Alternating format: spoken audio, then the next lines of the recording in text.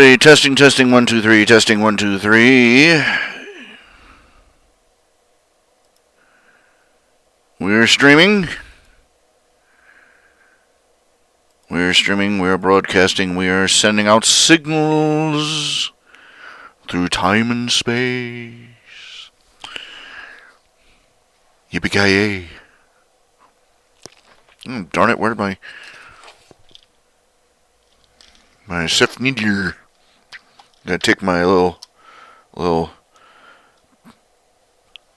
antibiotic tablet. Ah, crap.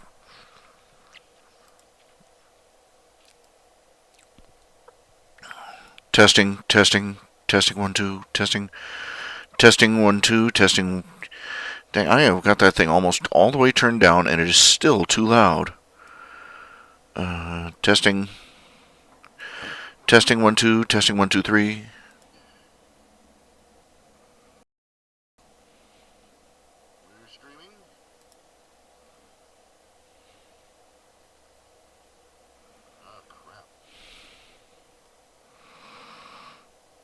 I'm trying to adjust the audio here.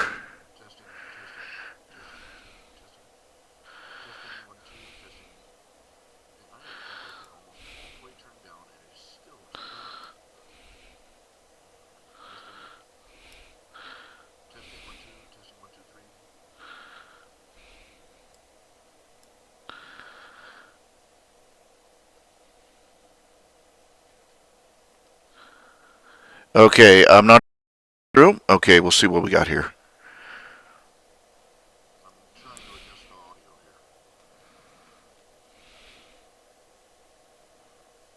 I don't know what it is. It just flipped out on me, audio wise. Okay, I'm adjusting the audio in the Adobe Flash Media. Maybe that'll help. It should not be so strong that you can hear me breathing. That's one thing. Let's see.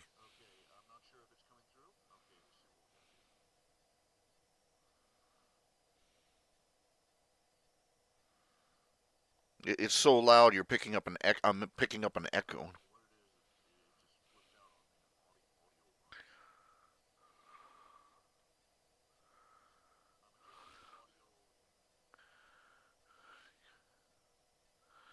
Yeah, there we go. Testing, 1, 2, 3, testing, 1, 2, 3.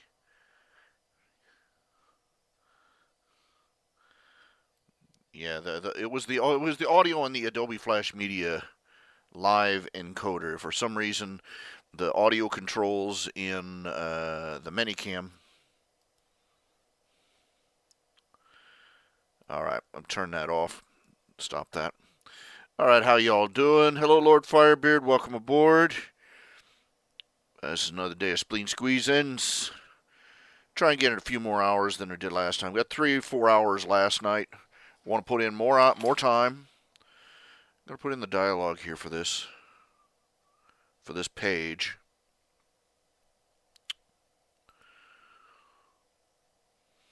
Text,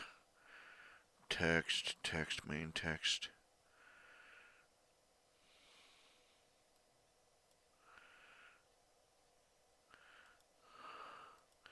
It's starting to prove a little bit annoying already. Discussing that it's taken this long to get to this page, and got a devout atheist on the forums. Well, he's a nice guy. He's up front. He says, "I'm an atheist and I'm an evolutionist, and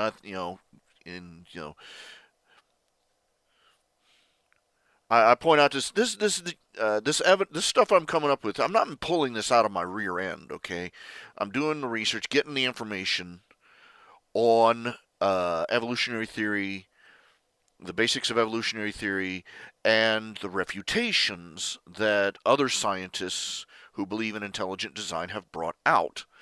This thing about the previous page was about the primordial atmosphere, and we're still stuck on the issue of the primordial atmosphere. Namely, that an oxygen atmosphere the atmosphere which the Earth has, with oxygen in it, uh, is not feasible for the formation of the basic chemicals of life. Namely, an oxygen atmosphere breaks down organic molecules quite ferociously. And it's very different. It breaks them down faster than they can form. So evolutionists came up with a theory of a methane ammonia atmosphere. The problem is that the material evidence, there's no material evidence that the Earth ever had a methane ammonia atmosphere. Now, there's evidence that the Earth's atmosphere has changed over time. For instance, there's some fairly decent evidence that there was more oxygen in the early atmosphere, which is, quite frankly, the exact opposite of what the atheists want for their model.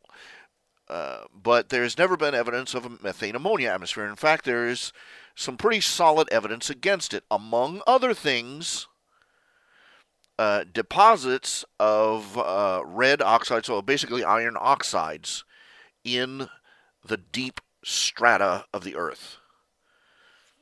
Where we're talking the layers they say are as low as you can go. 3 billion, 4 billion, 5 billion, etc. years ago. So basically, you do not get iron oxides in a methane ammonia atmosphere, to sum it up. But he keeps coming out and saying, oh, well, they've got proof that there was... No, they don't. They don't. In fact, just the iron oxide is still there. He's coming. Well, we've certainly got proof out here. And you're standing there holding the rust in your hands, and he's saying no. This seems to be the debate tactic of evolutionists. This is a debate tactic I've seen just stunning. You see it in atheists, you see it in evolutionists, you see it in eco-activists and liberals and leftists and socialists. All the wishful thinkers of the world unite. Is that you present the proof. They make a statement. You present the proof. They say. Fact XYZ is true, and you come out with evidence that says, no, this is the evidence right here.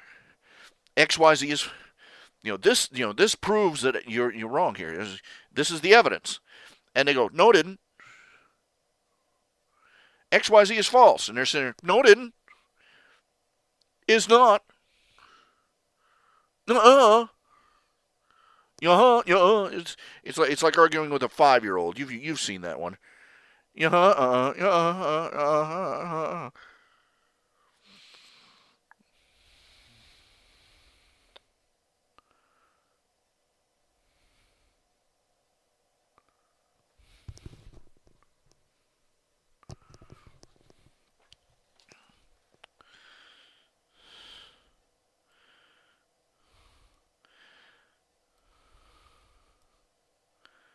And welcome to my world.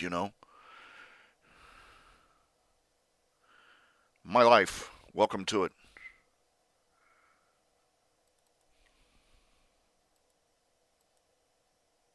You try and argue, and they're like, prove it.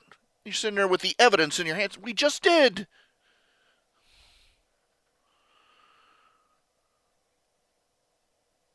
And I love the kind of. I've seen more. I remember my high school teacher. He's so typical. Freshman high school biology teacher. We got to the evolution section. I started pointing out stuff. I started bringing information, and he just gave me this condescending, smug little smile. Oh, isn't it cute? It thinks it thinks. it's a high school student. It thinks it's real people.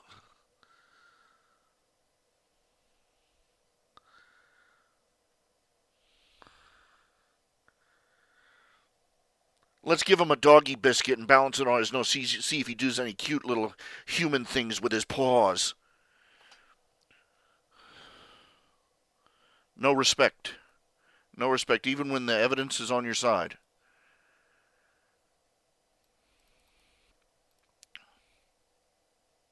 Do I sound bitter? I hope so, because I am. Oh.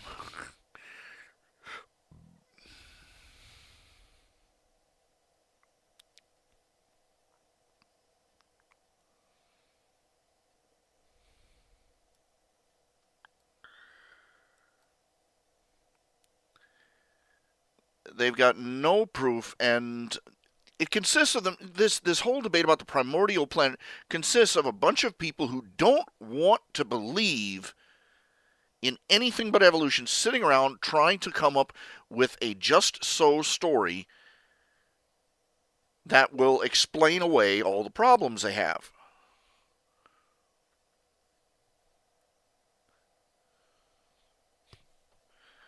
Again, it's like debating with a 5-year-old. You try and tell them something. Didn't work. My invisible force field was up. You know, they just make up crap off the top of their heads to. They don't have to prove it. They just have to. They just have to make up something that sounds plausible. That is not science.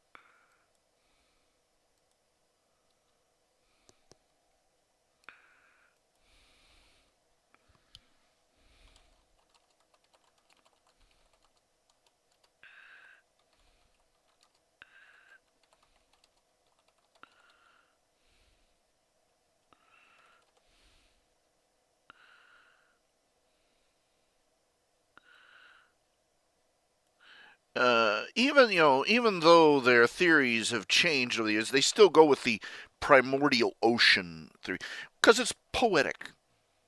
Not because it's scientific, but because it's poetic. The idea that all life arose from the oceans, right? Every single textbook shows that little, marching parade of critters starting in the ocean and marching up on shore and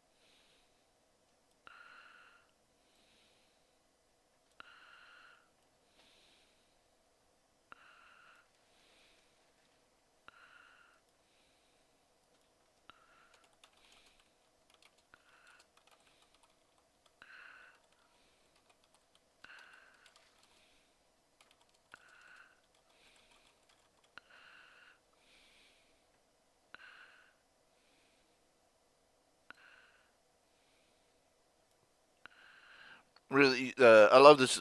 Some point is interesting. One of their theories is that they have trouble explaining where the ocean came from, just for starters. Their picture of the Earth forming is, all this dust clumping together in a big ball. Dust clumping together into rocks, rocks clumping together into asteroids, asteroids clumping together into a big planet. And then I suppose a miracle occurs because water. The most common theory is that we got our oceans from cometary impacts.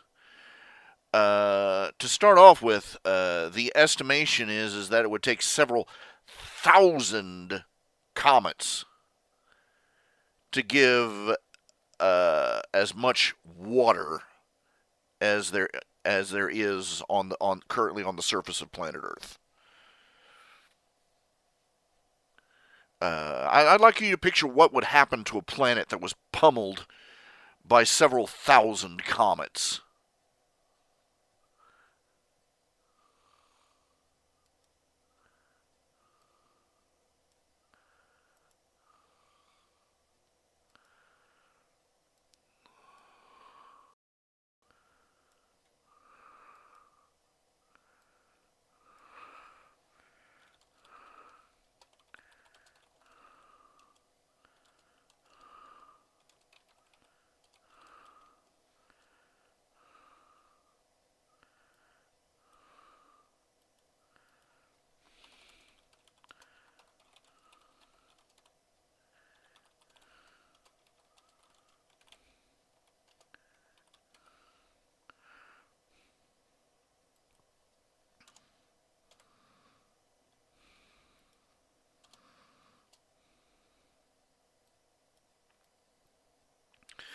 I don't know how many people are going to get this joke, but I'm using it anyway.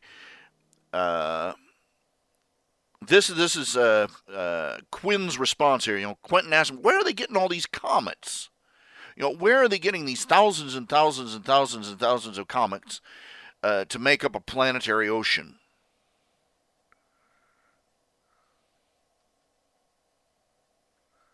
And Quinn's response is the same place they're getting all the wind. That's from an old Abbott and Costello routine. Uh, Abbott and Costello, they're on an ocean cruise, and in passing, Abbott asks Costello, let's suppose you were the captain. And Costello, sure, okay, I'll pretend I'm the captain. And he says, okay, an east wind blows up. A strong east wind blows up. What would you do? He says, I'd throw out a sea anchor. I'd throw out an anchor. And he says, okay, well, what would you do if a north wind blew up? A west wind blew up. And he says, I'd throw out another anchor. He said, what about a north wind? And Costello says, I'd throw out another anchor. And what about a south wind? He says, I'd throw out another anchor. Abbott looks at him and says, where are you getting all these anchors? Costello just looks him in the face and says, same place you're getting all the wind.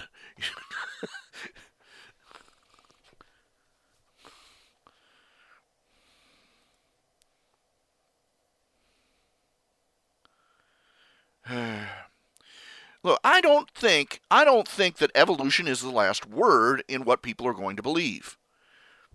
Why do I say that? Why do I think that evolution will come and go as a popularly accepted theory? Because over the course of human history, there have been a lot of things that people have believed as absolute, proven, 100%, gosh darn it, truth. And have subsequently gone the way of the wind. Evolution is no more. The institution of evolution is like any other institution. It looks a lot sturdier than it actually is. There's a cartoon I saw.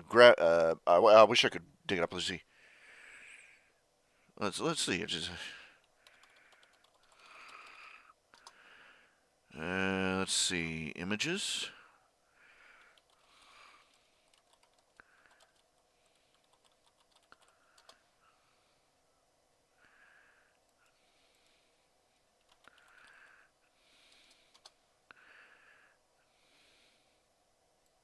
Here we go.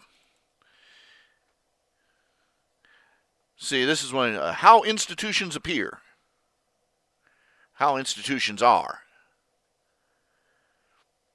There's a very insight.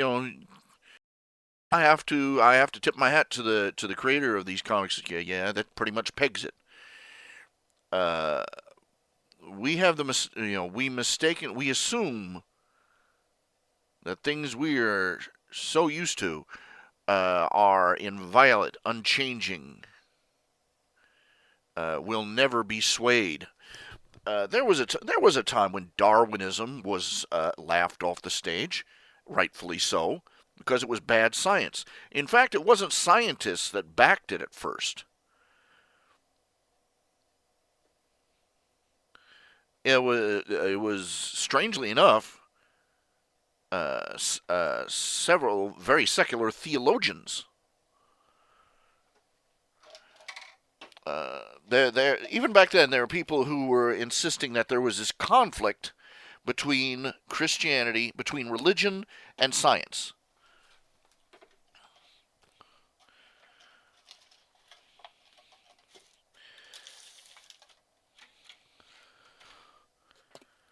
Because there were a lot of things that scientists back then were as new truths that contradicted traditions of the past.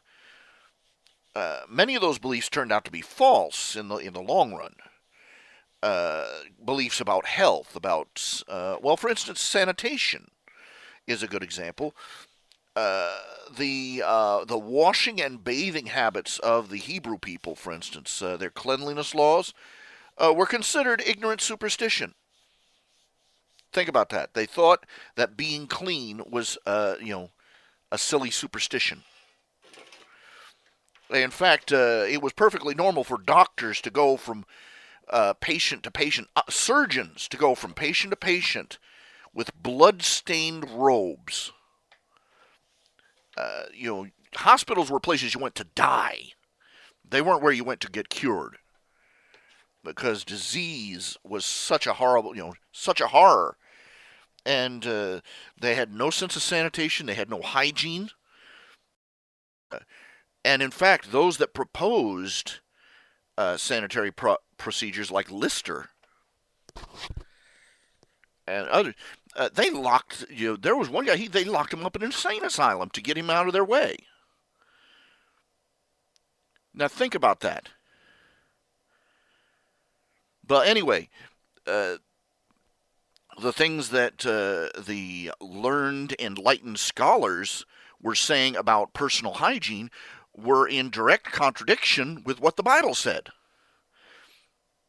That's just one example. And people were getting upset because you had science over here on one side saying stuff that nowadays is regarded as quackery. And you had the Bible, the religious people over here saying, no, no, no, no, we're going to keep washing our hands before we eat. Thank you. But right then and there, that's where the conflict between the institution of scientists, the scientific community, the social institution of science, and its lust for prestige and authority came into conflict with religion, and specifically Christianity. So when Darwin, many of these sloppier and more secular, if not outright heretical, theologians saw it as a way. They saw it as a way to bridge the gap. They saw this as enlightenment.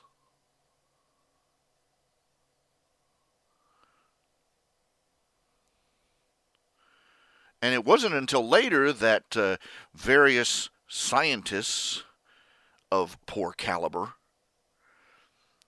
started, or rather, the scientific community, the intelligentsia, started jumping on board with this.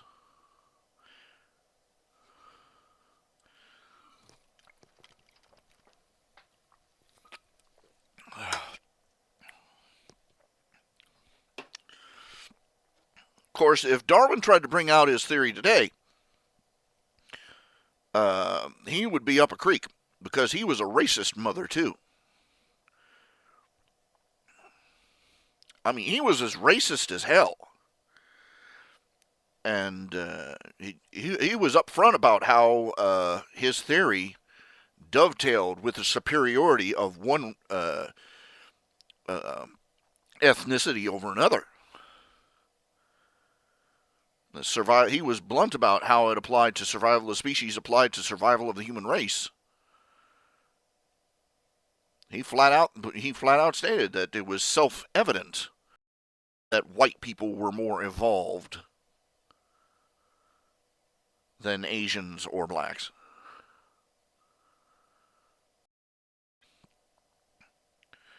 That's the irony of it. Now it's the dogmatic uh, uh,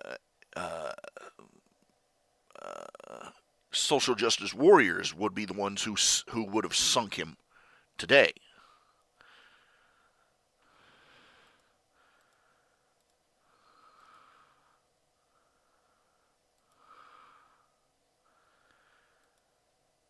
I think it's perfectly feasible that Darwinism could go the way of the dodo just as easily as the other uh, secular outlooks on the world have gone.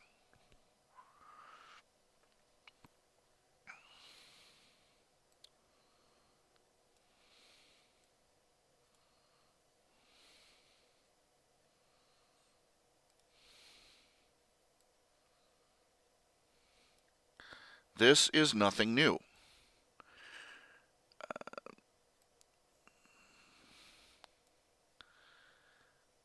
Uh, anything could replace atheism as a major philosophical influence in society. Agnosticism, pantheism, polytheism.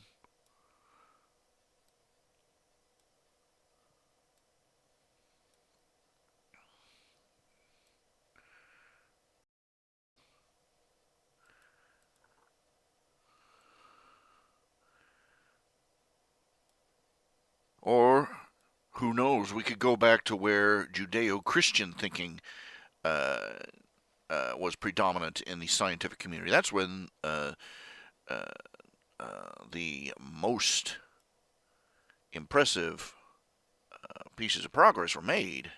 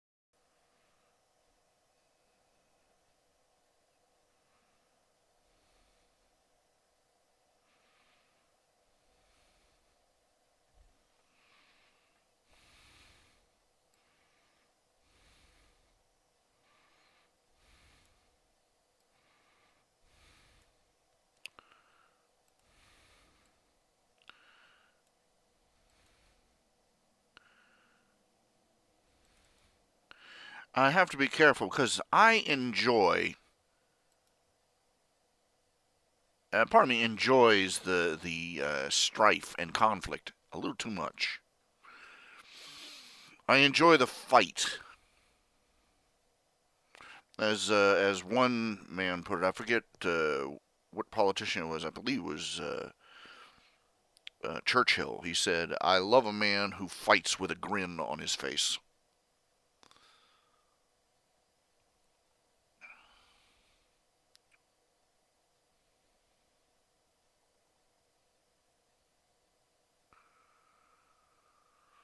But in the quest to be right, I can forget that my goal is not just to win the argument; it's to win people over,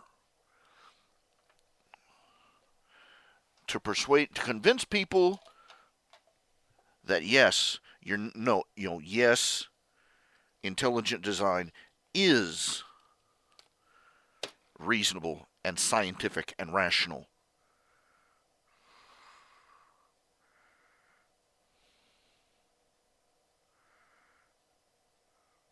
And to go, no, you're not a fool for believing that a structured, ordered, uh, information-rich universe had to be made by God. You're not a fool for believing the Genesis record either. You're certainly not a fool for believing the Bible.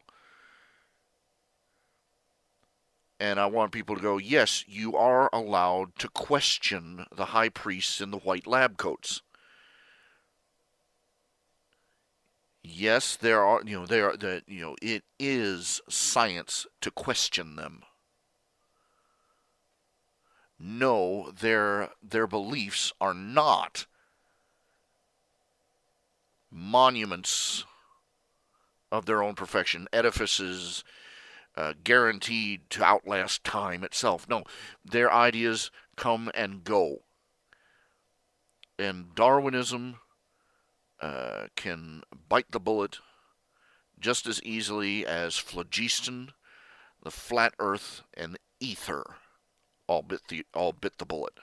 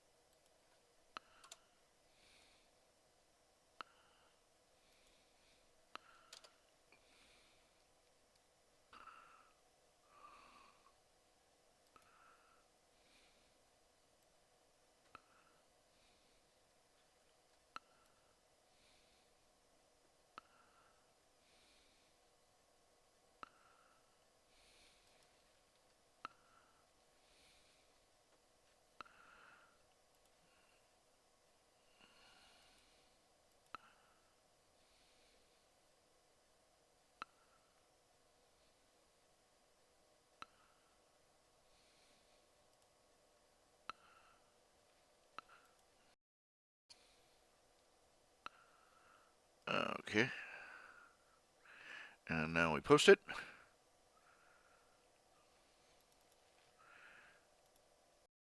Can't get him to some slam bang action. Bugs. Ugh. I've got little aphids, little fruit flies flying around here. I gotta get my bug spray in a minute and spritz the air here. Yes, we can take comfort in the fact that it won't. That all these things, this too shall pass. But at the same time, let's not rest on our laurels, waiting for it to happen for us.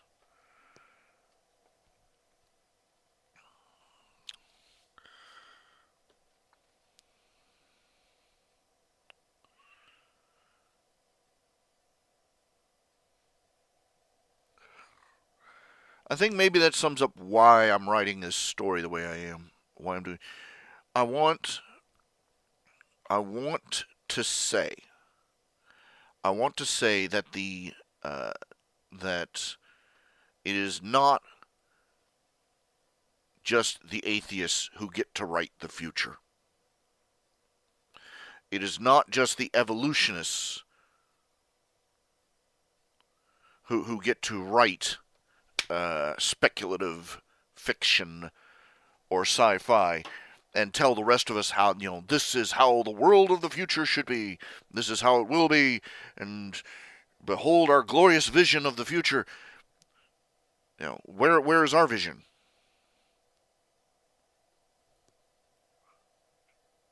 Should God tarry, I believe we should have just as much and as vocal and as vivid and as bright a vision of the future as anybody. Uh, this notion that we don't belong up, uh, that the unbelievers can leave us back on the mud ball while they fly off among the stars, that just does not sail.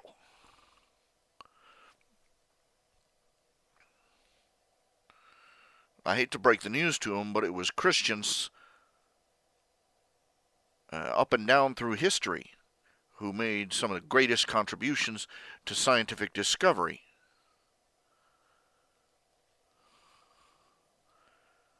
And still are.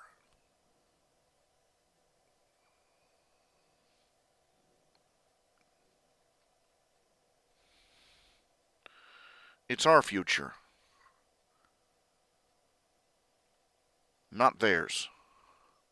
They don't get to march out ahead of the rest of us and plant the flag of an agnostica forever on the horizon ahead of us. No.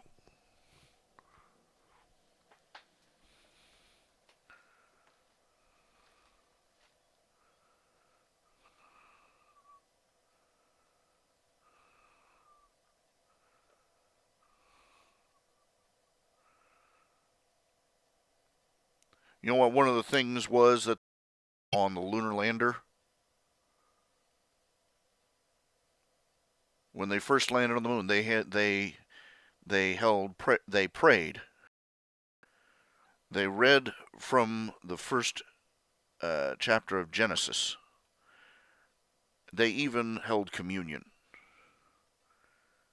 Faith and science are not mutually exclusive. It was faith, it was Christian faith, faith in a God of order and design and consistency that made scientific progress possible. You're not going to advance very far if you think that any progress or change made in your life is due to the whoopee jungle spirits being capricious that day. You have to believe in a universe of laws, order, and design.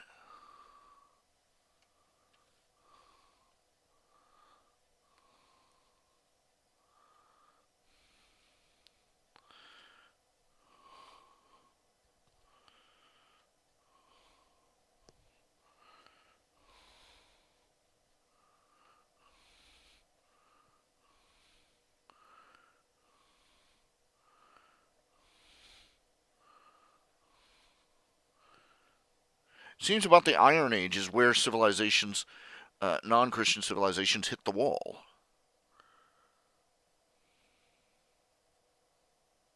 And people say, that's racist, that's bigoted, that's prejudice. It's also true.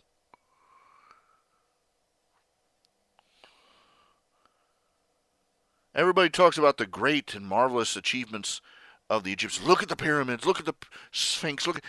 They're big piles of rock. I hate to point out the obvious, but a pyramid is basically a pile with nice straight edges. It is geometrically the easiest way to stack up a big pile of rocks. Your average P.J. O'Rourke put it this way. He wrote a short narrative describing what it would be like if Ramses II was to be rowing along the Nile one day and come up on shore and inexplicably discovered a 7-Eleven on the shore.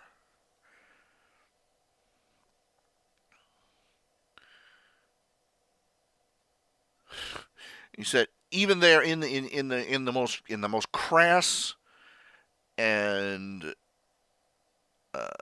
depressingly banal expression of Western civilization, he would discover marvels that would be beyond complete comprehension.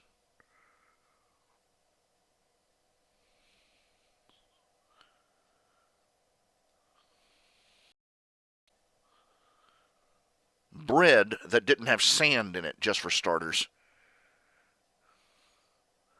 Food that stayed fresh. Frozen foods that stayed cold indefinitely. Hot foods at the press of a button without heat or flame.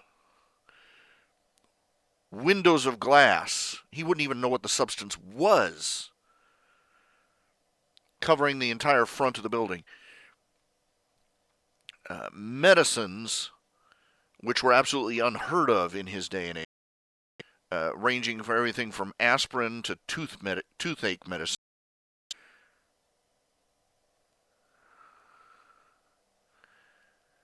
And meanwhile, what would he have to, what card would he have to lay out on the table? A big, square pile of rocks.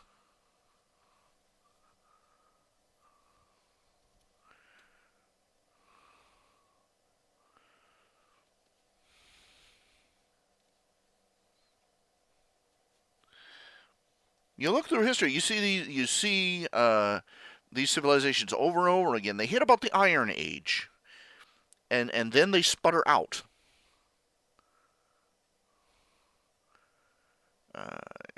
Societies that do not carry Judeo-Christian values do not they stall out indefinitely or they disappear.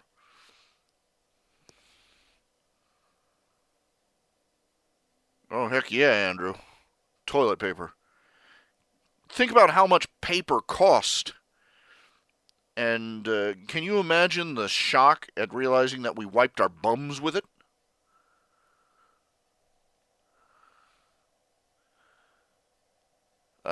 He would think he had stumbled in a realm of the gods, and he would never be able to. He would never realize that it was ordinary mortal men that made everything in that building possible. And when it was all said and done, he'd go back to his kingdom, his gilded kingdom of slaves and camels and crap, with no clue that it would be possible for the people, for the same kind of people that were out plowing the fields for him, to lift them all up to that level.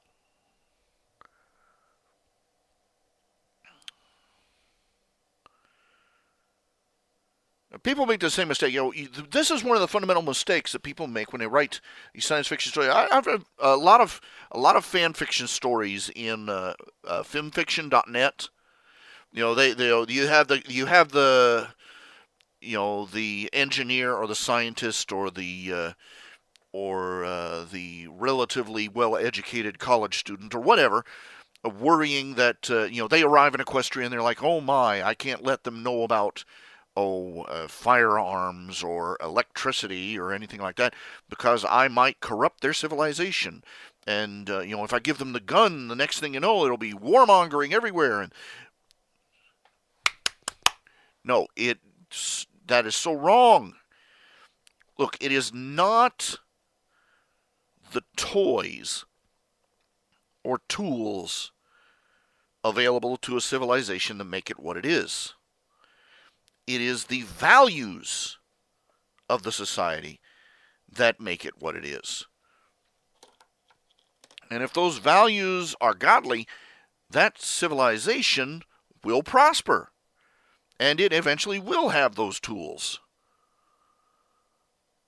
There's no virtue in keeping back the quote unquote mysterious secrets of advanced technological tools from a primitive civilization.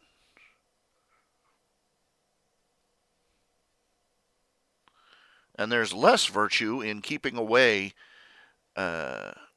enlightenment of the scriptures from them, as many people do, out there. Many secular people want to do. Oh, you'll go in there with those missionaries and you'll destroy their 1,000-year-old civilization. Their 1,000-year-old civilization, for the past 10,000 years, they've been living in mud huts and pooping in a hole.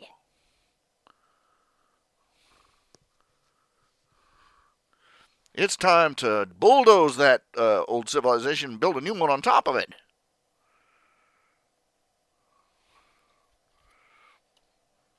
It's kind of stupid, though. They could, they're terrified at the idea of giving another civilization the concept of firearms. So what you're basically saying is that these people are too primitive, barbaric, stupid, and ignorant to handle the idea of a metal tube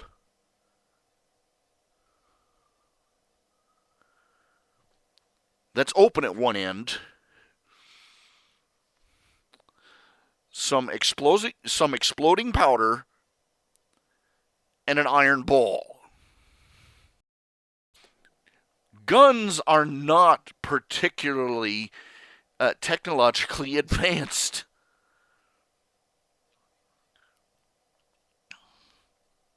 I mean, even the most complex firearm,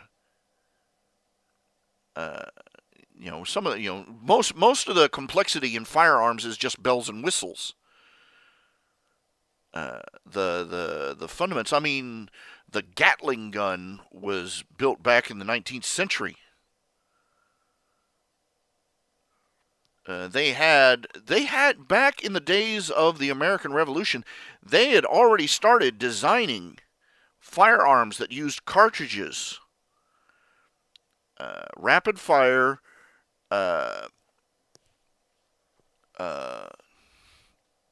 cased bullets, and basically it was a modern rifle. The reason that everybody used muskets during the Revolutionary War is because this particular gun was cutting edge and was incredibly expensive. It was much cheaper at that time to use muskets and make bullets out of melted down bits of lead, mashed into little balls. Just that much simpler. But the technology was already there, and it wasn't all that difficult to grasp.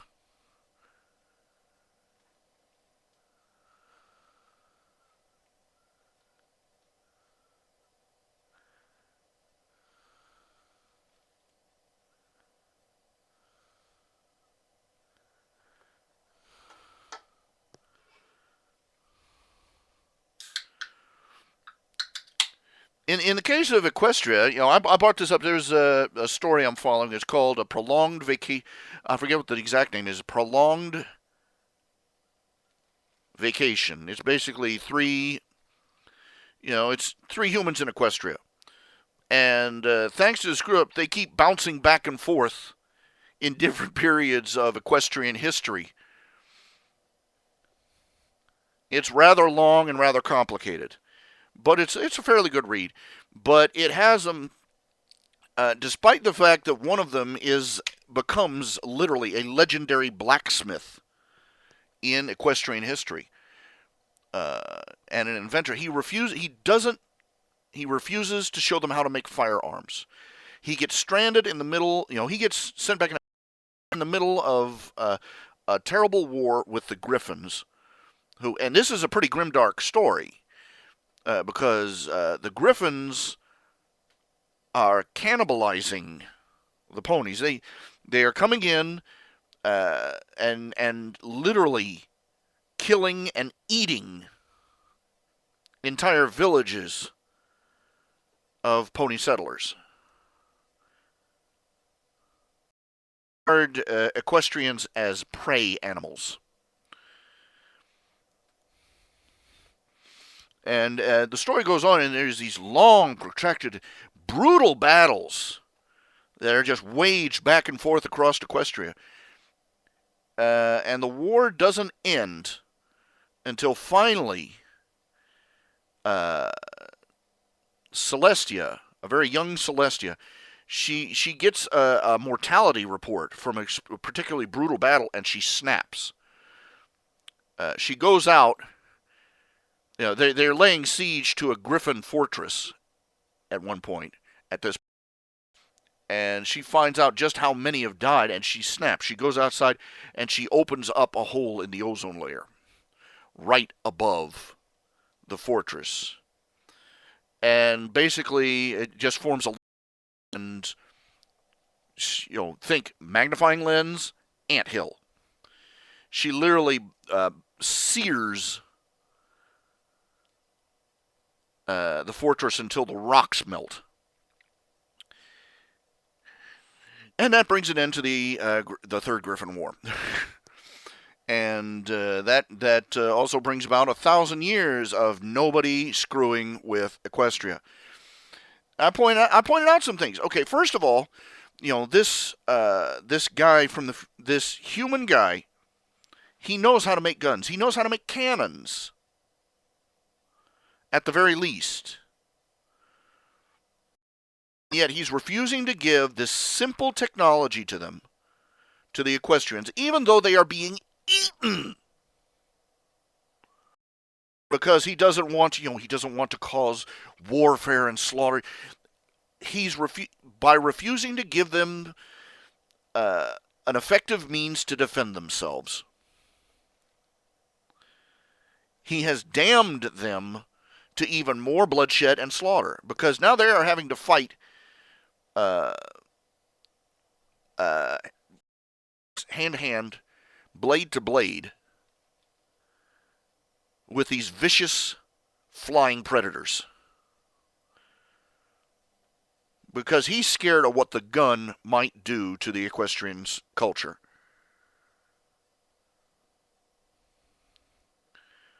I basically read the authors the riot act on that.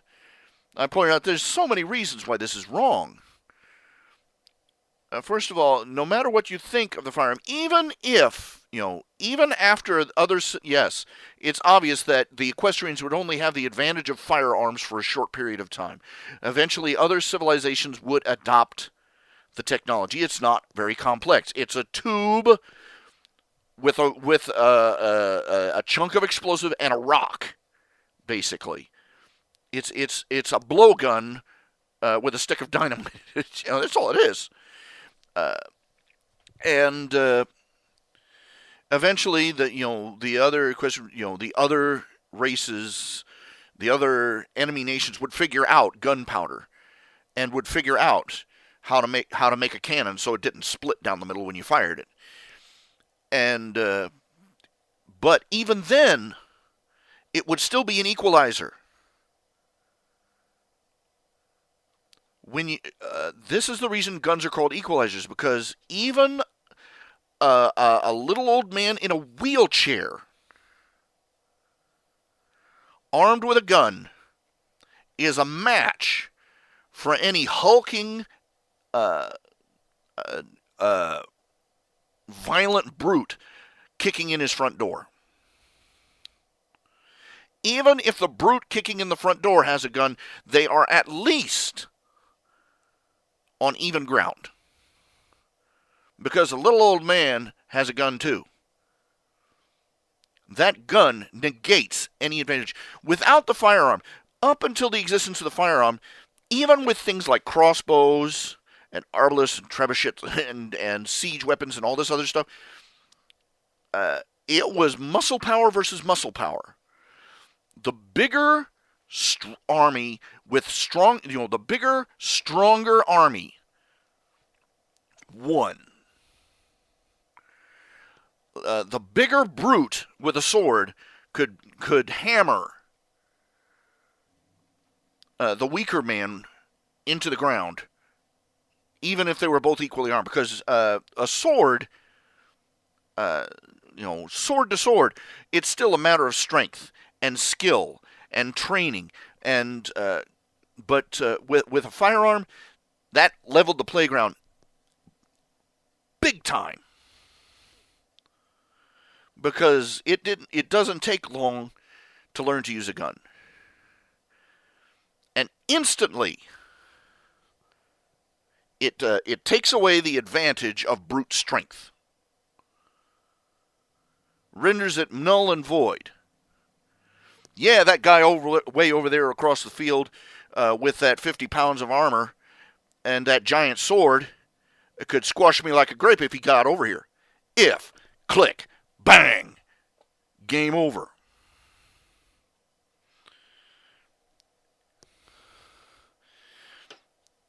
So he denied them the one tool that would have equalized them with the creatures that were preying on them. Third, this put the burden of preventing another war entirely on Celestia's head. Remember, in his story, the war ends. The Equestrians were starting to get the upper hand here. They had rallied, they had got the troops together, they had marched out, and after hundreds of brutal battles, were starting to drive the Griffins out of the kingdom. But it was going to be long and bloody and merciless. But the war ended almost instantly the day that Celestia finally stopped holding back. And she melted an entire stone fortress to slag.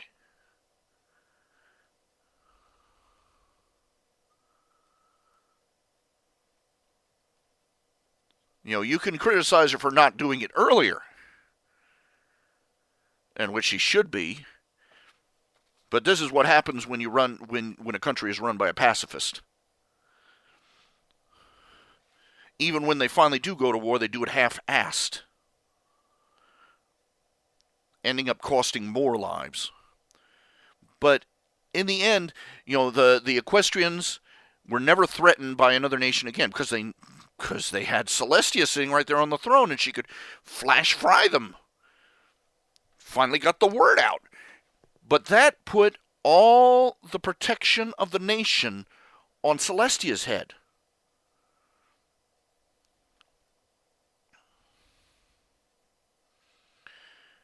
And at one point, the enemy nations, they sent out assassins to try and kill Celestia and Luna, and they came close to doing it, because they had found a poison that would actually kill an alicorn.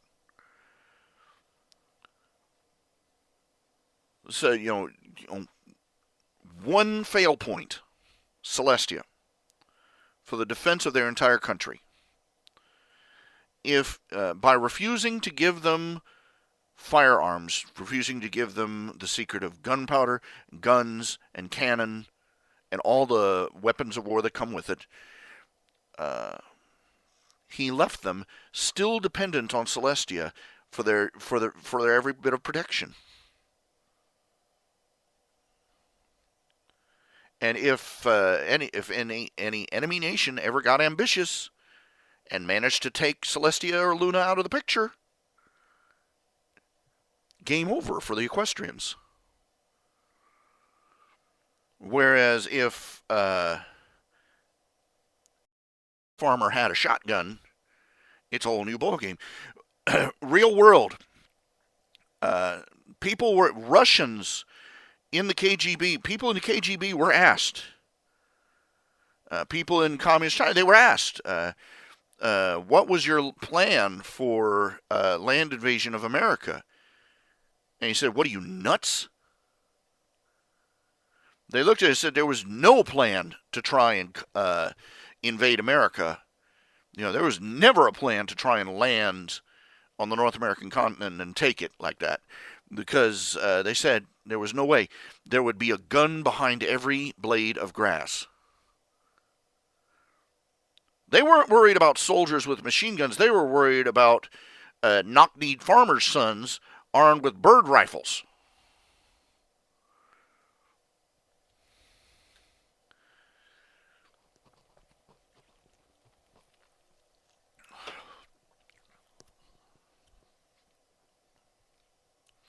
Everybody that laughs at the idea of the American people revolting against the government, just walk up to them and slap the stupid out of their mouth.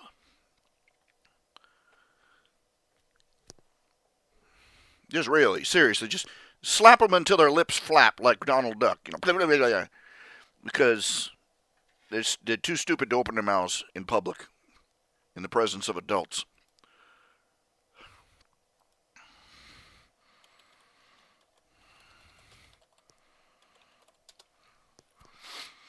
Because these same people who say the American people could never overthrow a corrupt American government are the ones who say we never had a chance at Vietnam for the same reason.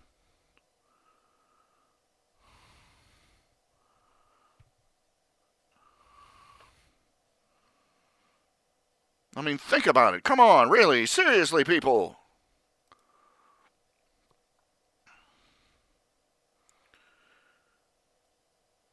The average the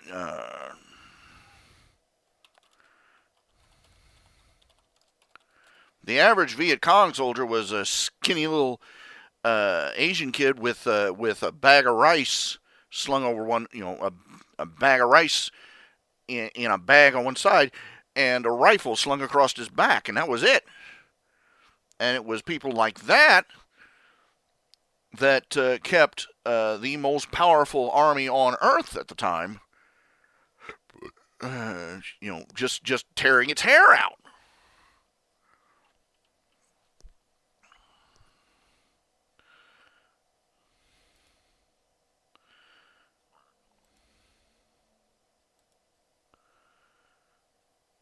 Really, come on, Wakey, wakey, eggs and bakey. This is the reality time.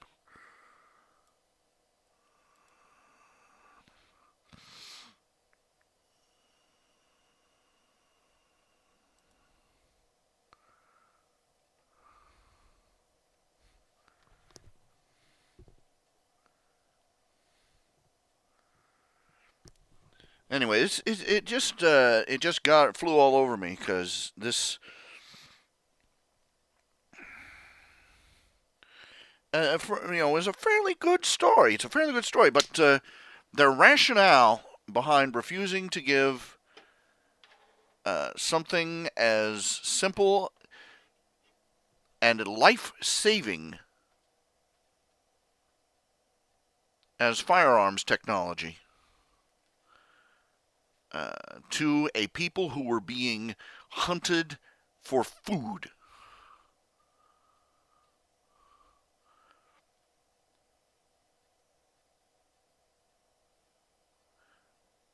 was based entirely on the cultural belief that introducing firearms or other modern technology to a people who were in who were in a less advanced state, that it would somehow corrupt them.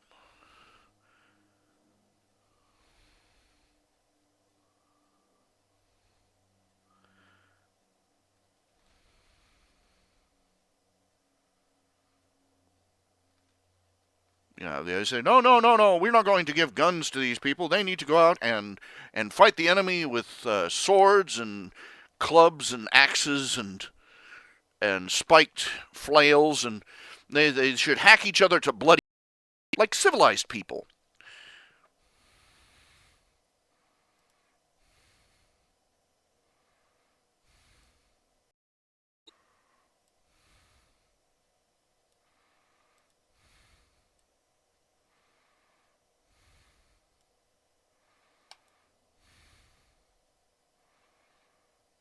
Think about it. Come on.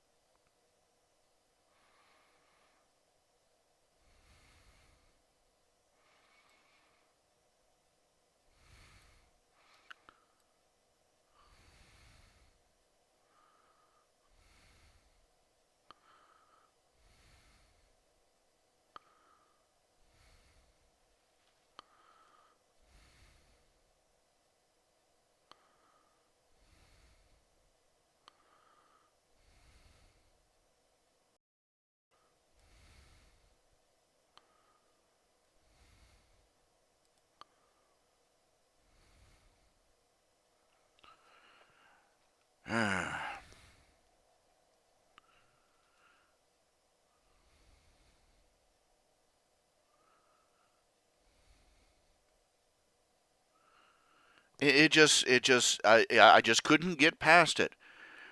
This guy who was, they're supposed to be three great heroes of equestrian history, because they're, again, this story theme is that they're basically popping back and forth through equestrian history for various reasons. They've gotten really entangled with their entire history line, but their entire justification for not giving them a weapon that would have saved hundreds of thousands of innocent lives was based on the sloppy, limp-wristed, Hollywood limousine liberal philosophy that advanced technology and weapons and stuff, that would just corrupt them. They're supposedly trying to save lives, and they're out there grieving and weeping and mourning over all the innocents who are being slaughtered and eaten by the enemy, but they won't give them the one tool that would have brought an end to the war in a matter of weeks.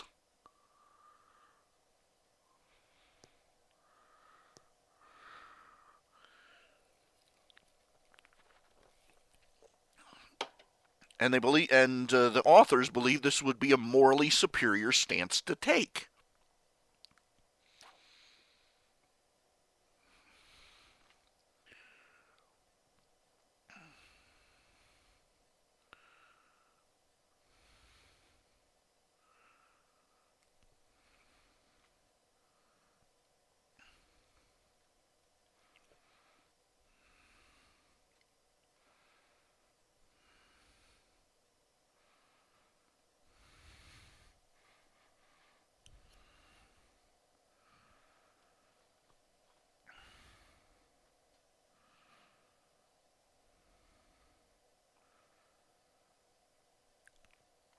I can't imagine how much suffering is caused by that in thinking in real life.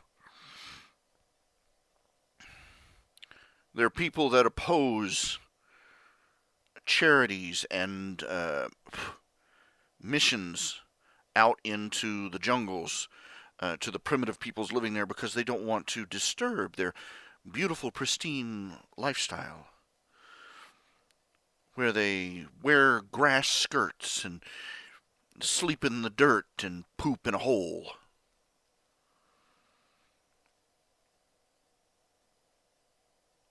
where the average lifespan is 40.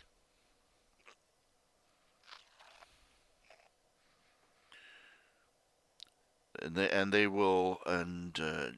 attitude spreads, and people will restrain themselves. They'll refrain from giving charity where it is needed because of this philosophy corrupting their thinking. They'll turn their back on somebody in need because of this attitude. They'll refrain from approving a course of action that will help. This is why we had This is why the UN soldiers, the blue helmeted, useless sons of bitches, sat there and watched while one uh, bunch of barbarians went out and slaughtered all their neighbors. They would not intervene. They wouldn't help. They wouldn't intervene.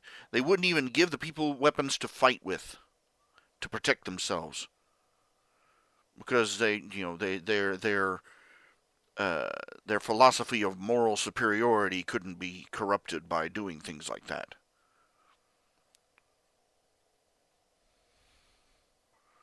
I swear we could push that entire building into the ocean with everybody in the UN in it, and nothing would be lost.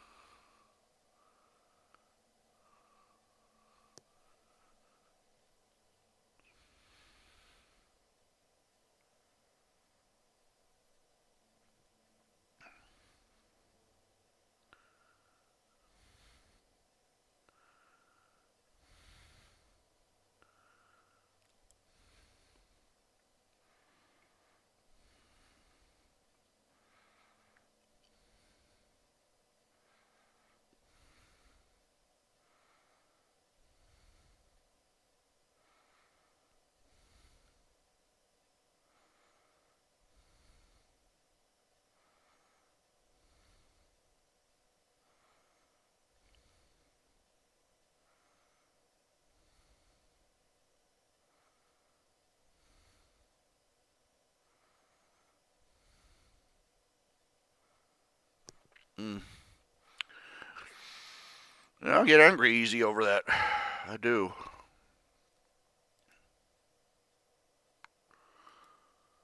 It's probably as fruitless as anything, just getting angry over that and not being able to do anything about it.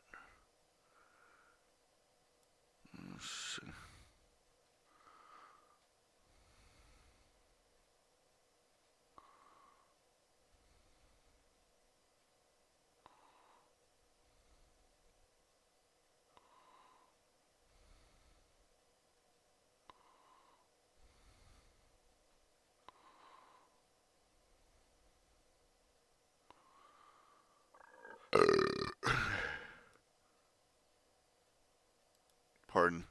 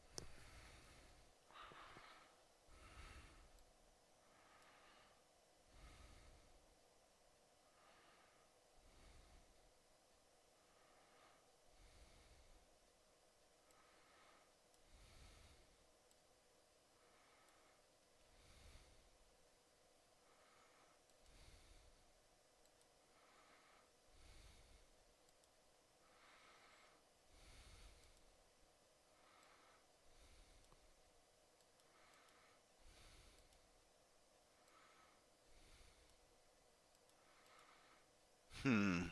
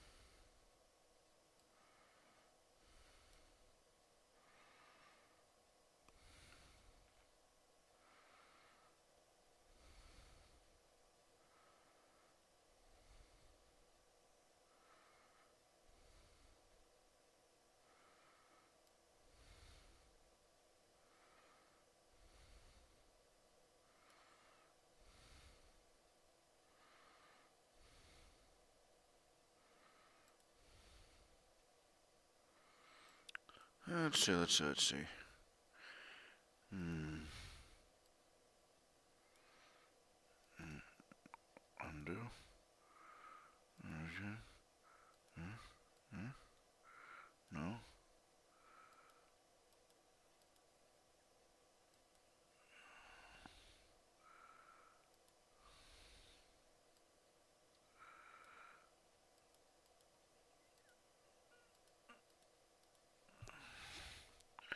Don't know where all these fruit flies are coming from.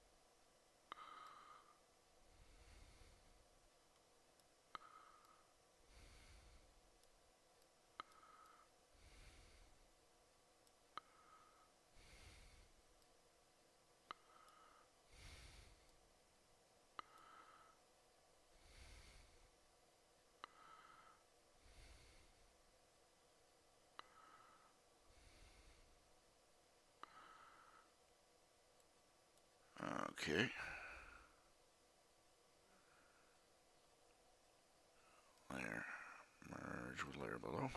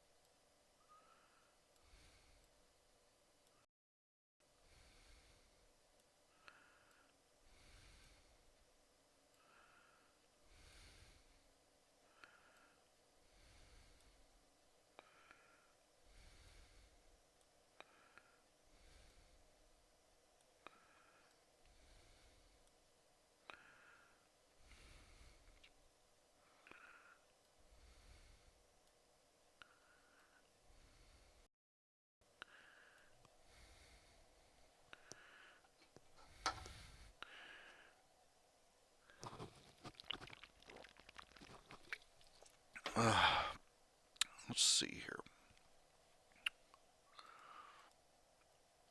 Let's see if I can find my explosions. Excuse me.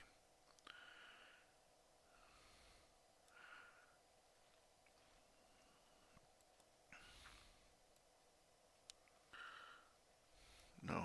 Edit. Undo. And, black. Boom, spiky.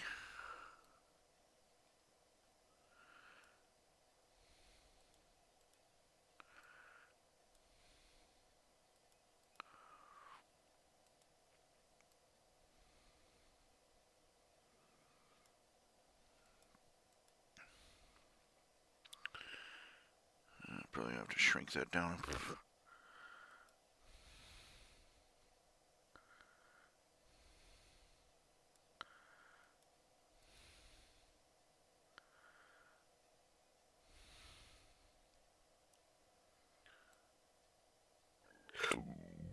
Pardon.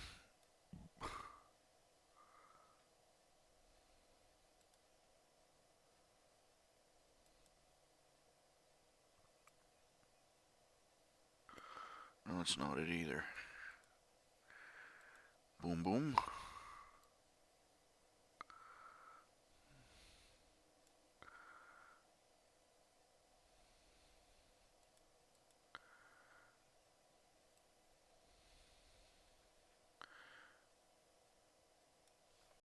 Okay, it's time to look up. It's time to look up a instruction thingy.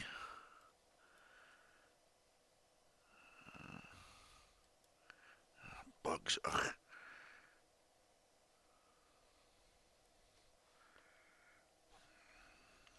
Let's see.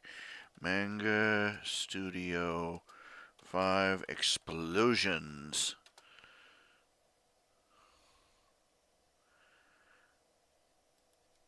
How to draw explosions.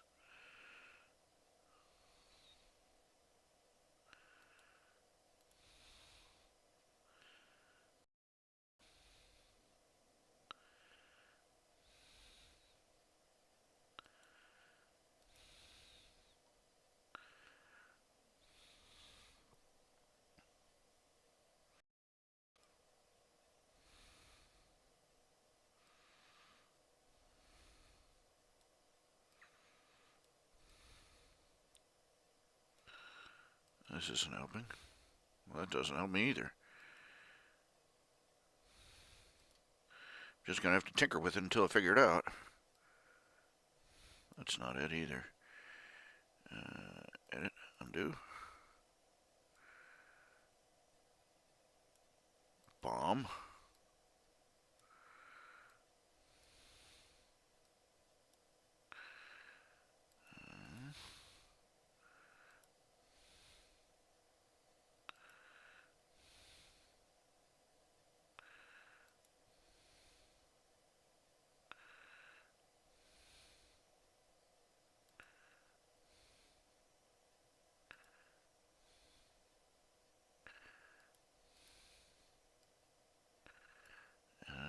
Undo.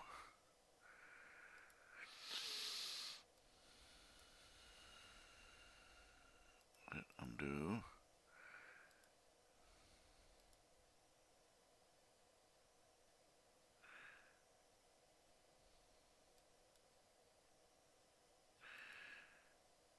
Brush tip.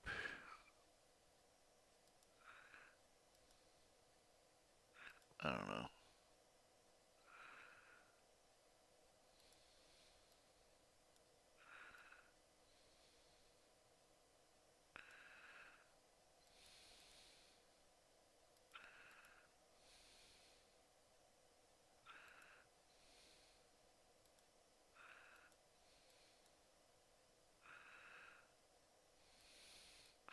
Tinker with the size.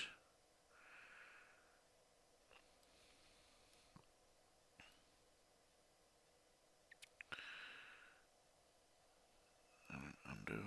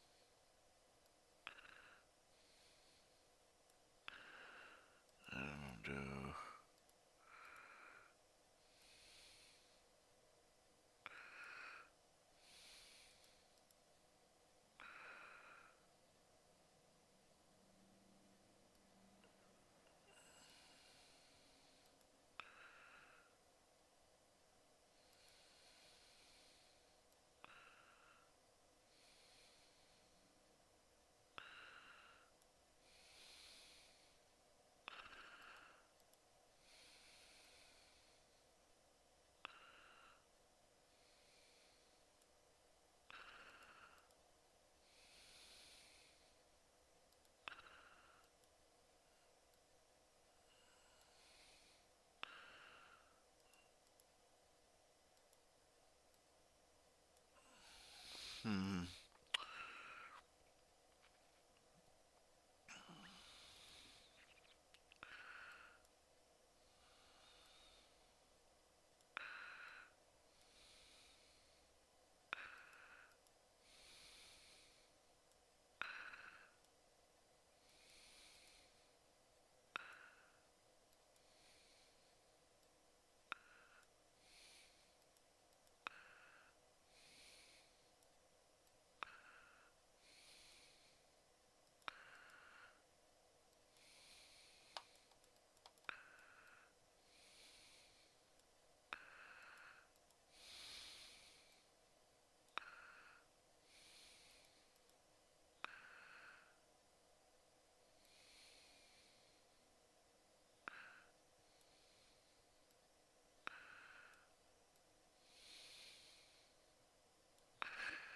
Doggone it, I've got all these nifty tools and I just can't seem to learn how to use them.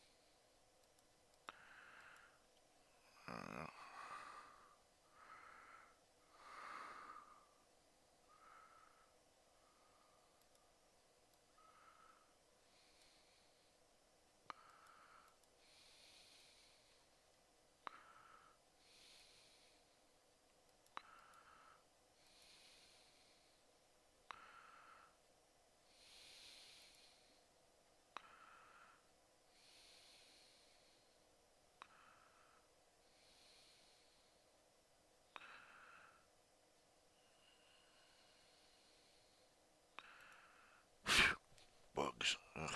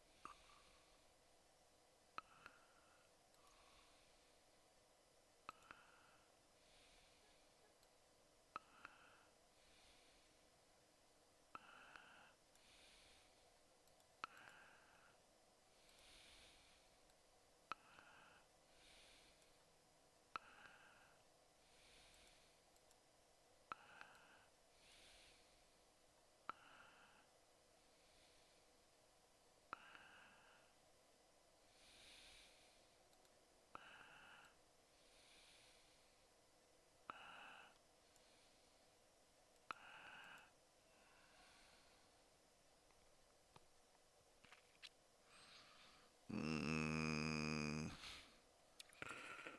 I'd be better off just painting it by hand. It's taking me this long just to do this much. Might as well just paint it by hand. Shoot.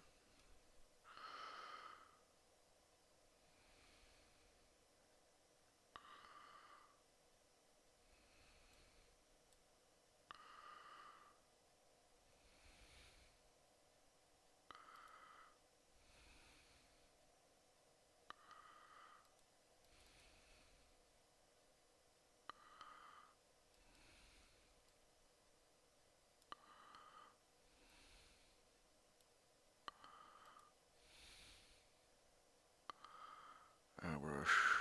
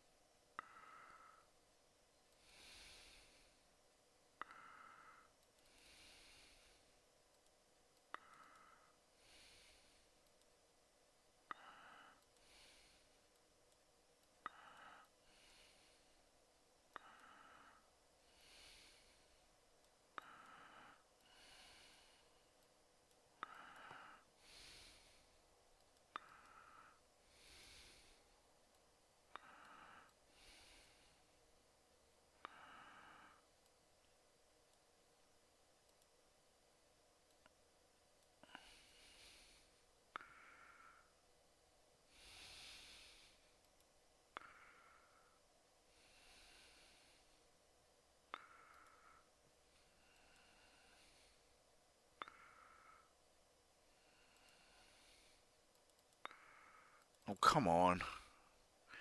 So, hmm.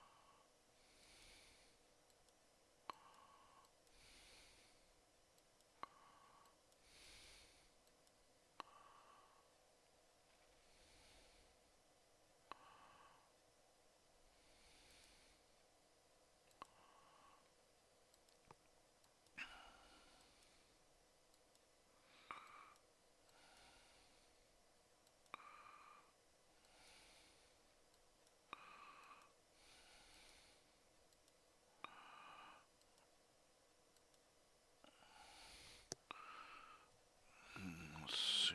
Airbrush again. Brush density, brush size. Get about 2 thread.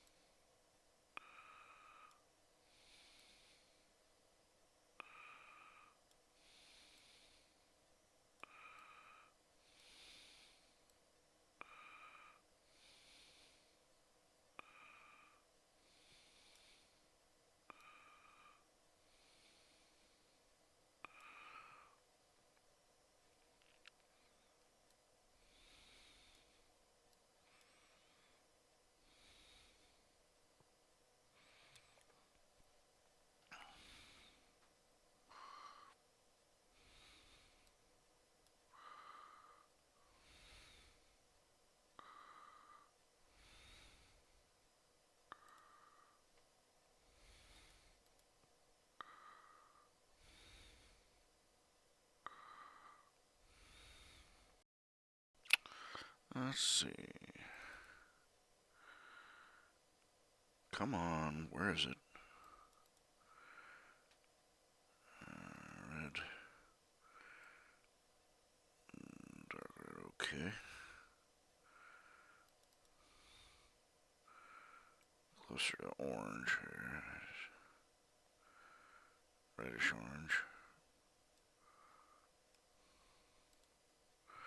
Okay, let's see. And line tool.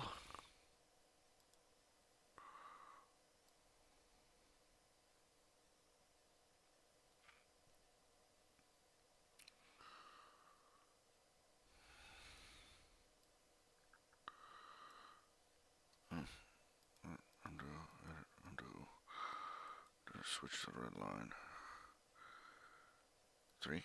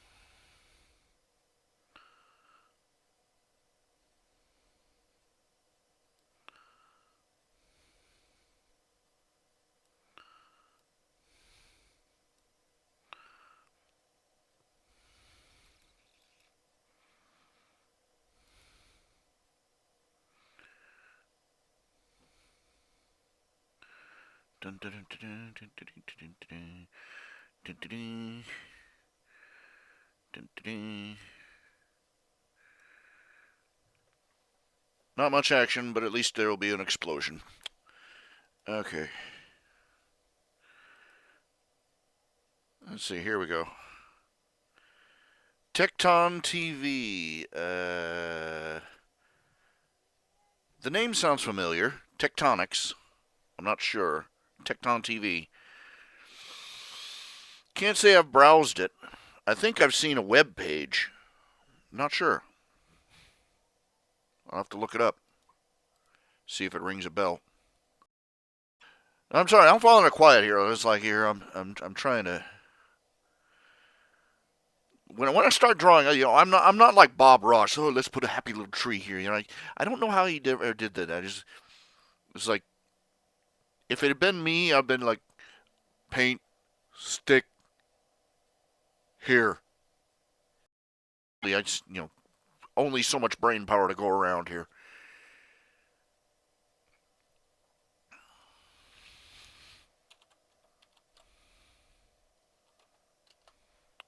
Tecton TV. Oh yes, yes, yes, yes. I believe so. I think. Christian apologetics. The name is very familiar to me, and but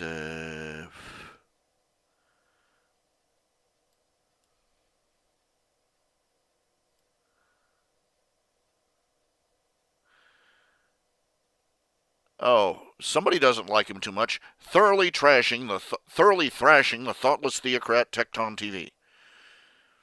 Blah blah blah blah blah blah. Refuting Tecton TV again. Isn't it nice to start out the argument by proclaiming your own victory? It must be so nice.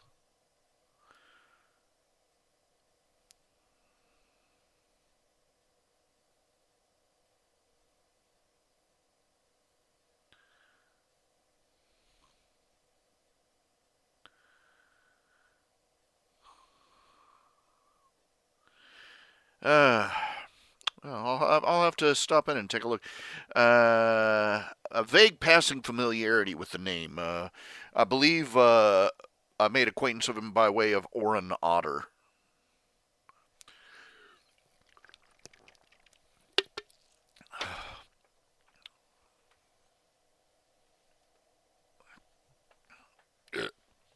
Pardon. Pardon again. Now, literally everything about him reminds you of me. Now, that could be a compliment, or it could be an insult to either of us. So, I'm treading lightly here. What do you mean by that?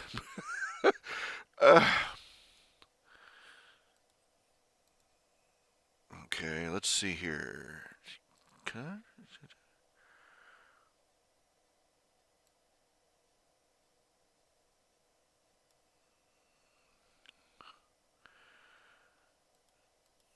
Let's make it yellow.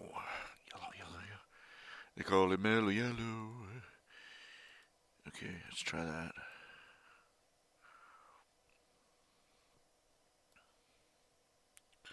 That's nice. I like that. Beg your pardon. Again. I'm going to be doing that a lot. You might as well just get used to it now. I'm helping with our nation's gas reserve.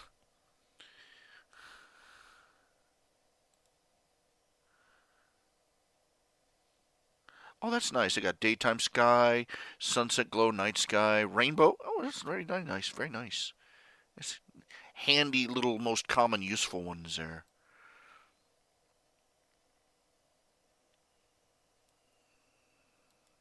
Oh, that's not right. That's not what I wanted. And, hold on. I see what I did wrong. Is it just... And, let's see here. Go up here. Turn that off. Where did I miss a curve? Okay. Go back down here to the one I'm working on.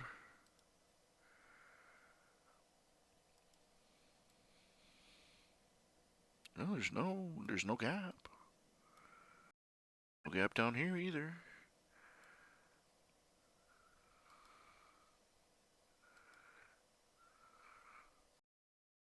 I don't know.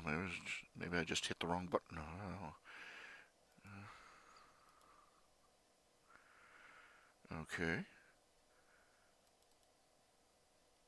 Yellow. Okay. Okay. Oh. Oh my.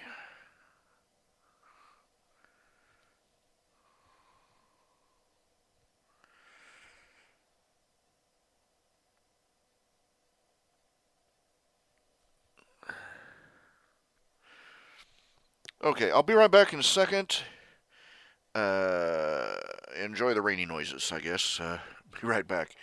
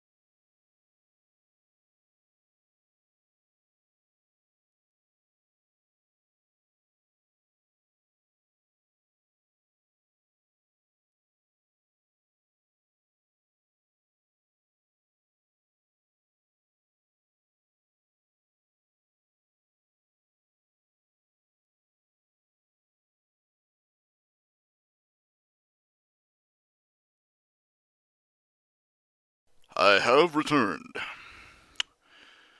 Let's see. Alright, let's see here. Hmm.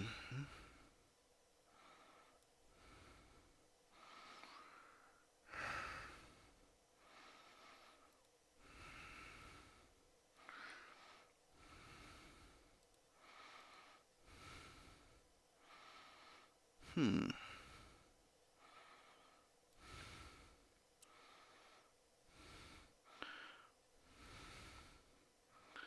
This fill tool is much more flexible once you the gradient much more flexible than the one in the old art program.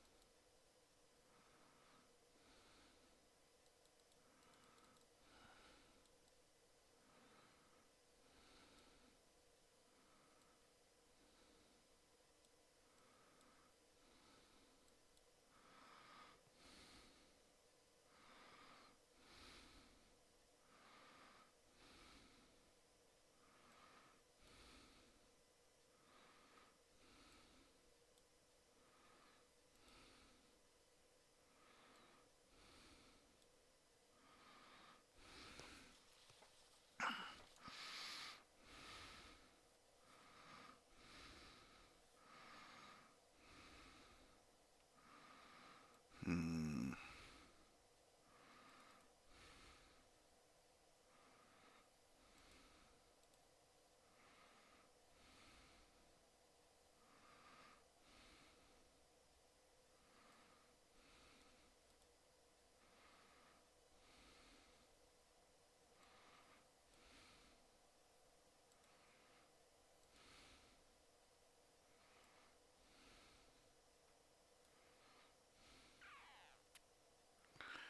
Darn it.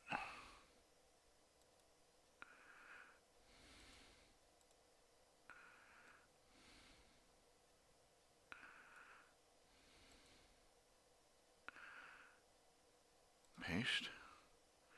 And then we move.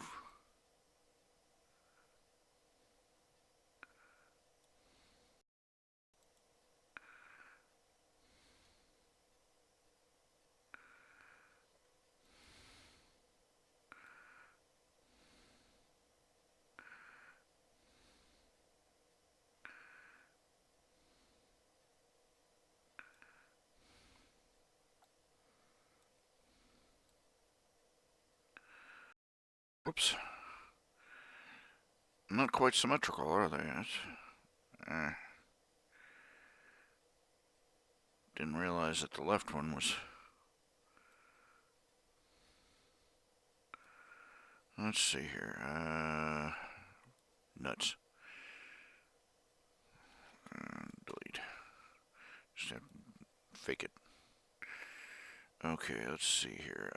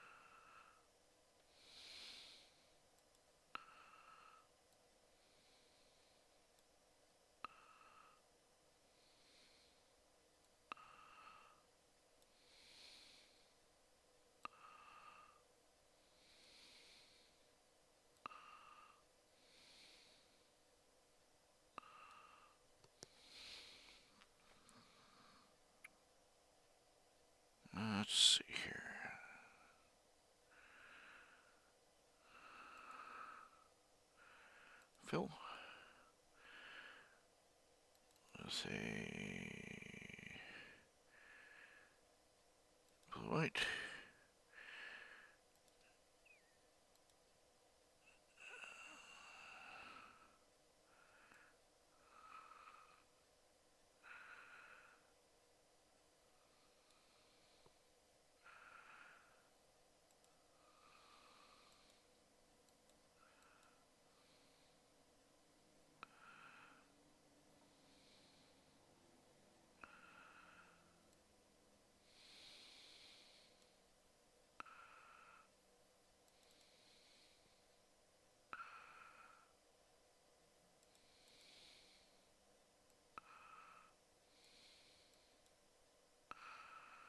Rectangle, ellipse, rectangle. Brush shape.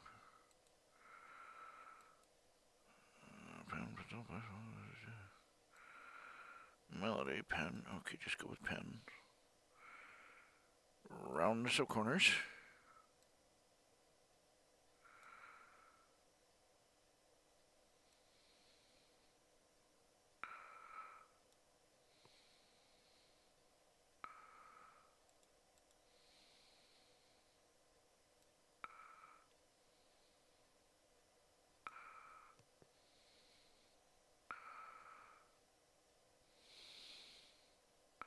That'll work.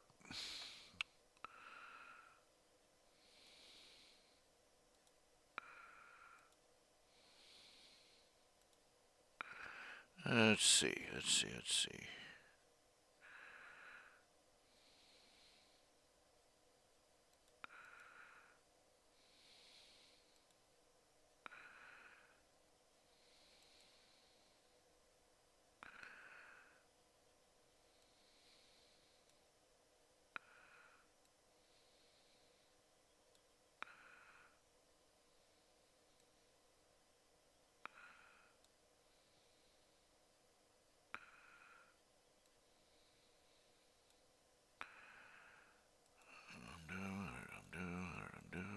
Undo. Draw some little crosshairs on here for our target dummy.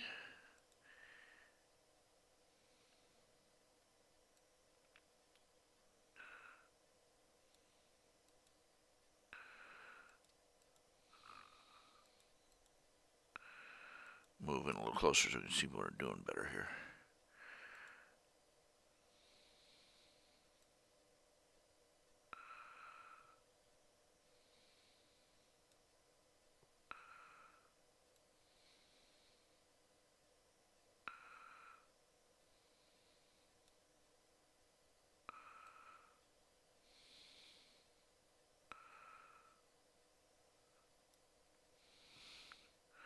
And I'm sure you're thinking, won't they be dealing with like all sorts of weird aliens with weird anatomy and junk? Why would they have targets in the head and heart? And I'm like, uh, well, basically,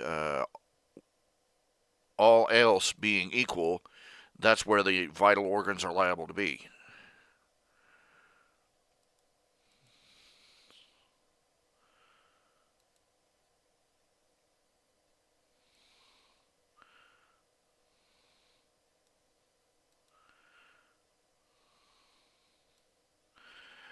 Star Trek to the contrary, there's a reason that most species would not store their reproductive organs in their kneecaps.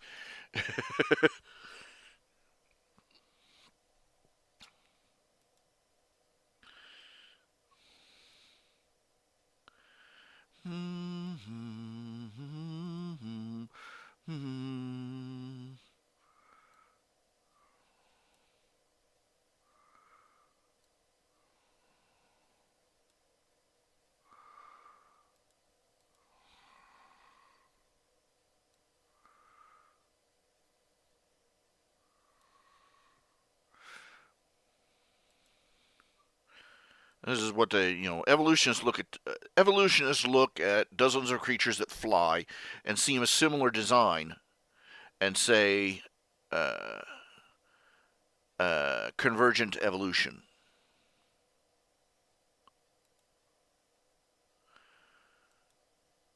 A creationist or an engineer looks at them and says similar purpose, similar. A creationist will look at it and say similar purpose, same designer.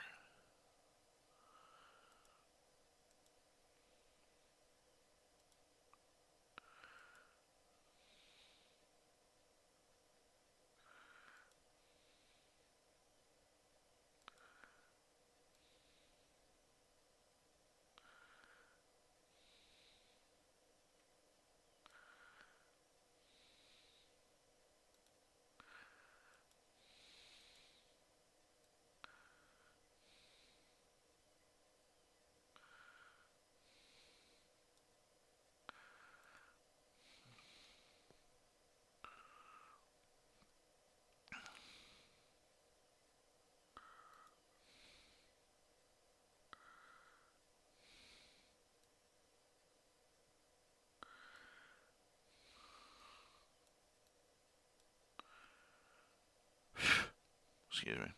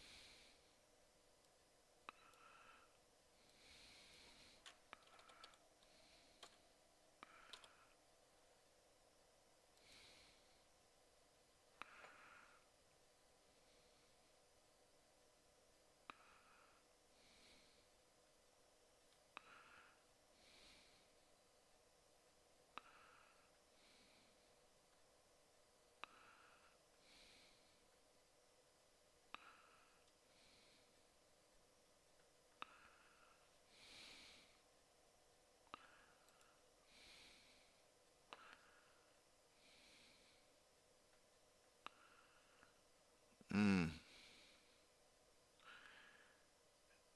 Okay, Nightwing thinks this is AO. Amigo Online. What is Amiga Dragon? Don't make me guess. Amiga Dragon. All right, there we go.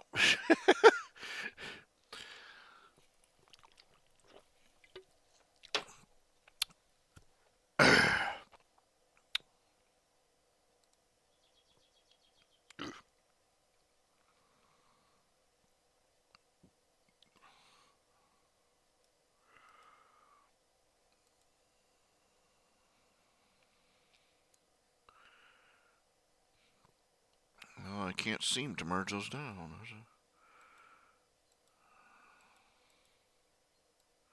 No idea. Okay. A rectangle.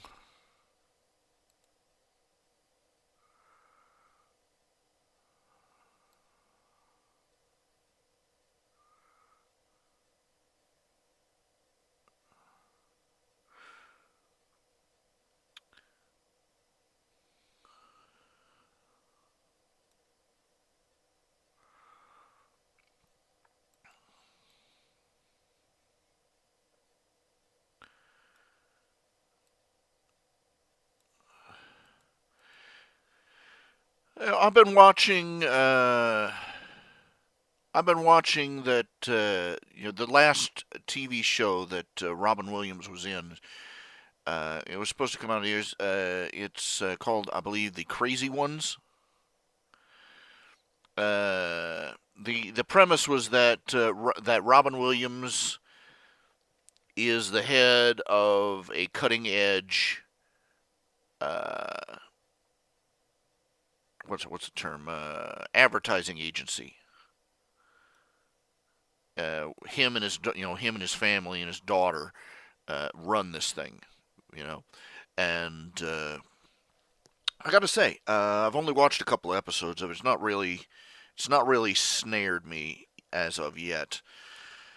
Uh, I think largely because knowing what happened to Robin Williams, you can look at it, you can see, even when he's performing, uh, you can sort of tell he's a man in pain.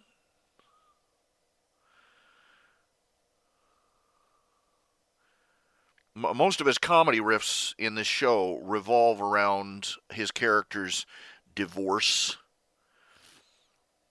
and his sentimentality over remembering how his daughter was when she was a little girl, and it's sort of a haunting echo, all things considered.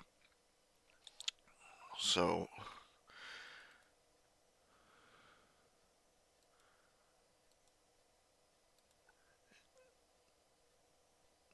uh,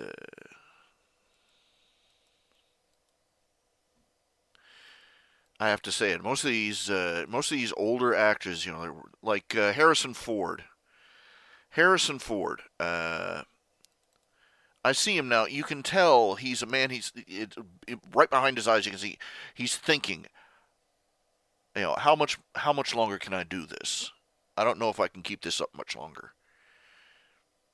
And every movie he's in, it's a little bit more strained.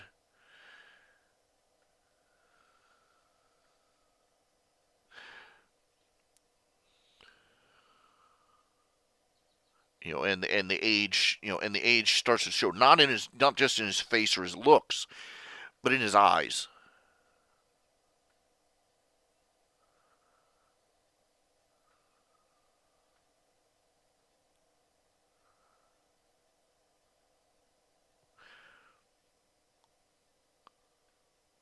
Now, the interesting thing is Bruce Willis, Mr. Die Hard himself, he seems to have gone in the opposite direction. It's the interesting thing is the original Die Hard, he's this balding cop with with a little bitty comb over, and he looks like he's frazzled to a stub. In the first two or three Die Hard movies, that's what he is. He's worn to a stub by all the stress in his life. You can see it in his face, and he's just slamming himself through uh, this marathon ordeal, this gauntlet of. So I think it was Die Hard 3 that was the big the one where he was in Samuel Jackson, Bruce Willis, Samuel Jackson, that one. Uh, the whole movie, he's playing a guy who's suffering from a blinding hangover too, and it is so you can see it in his face. He's not shaved and he's just haggard, and this is what made his character so relatable. Actually, is because when he kicks in a door or runs across the floor covered with broken glass in his bare feet, or gets in a physical, you can feel the pain, and you're sitting there going, "Oh Lord, I'm just watching and I'm hurting." And but he had that everyman thing going for him, and he did the wary, worn down cop. But around Die Hard 4, the one with the computers and the hackers and everything, he completely shaved his head, bullet bald, whoosh, and his whole performance changed.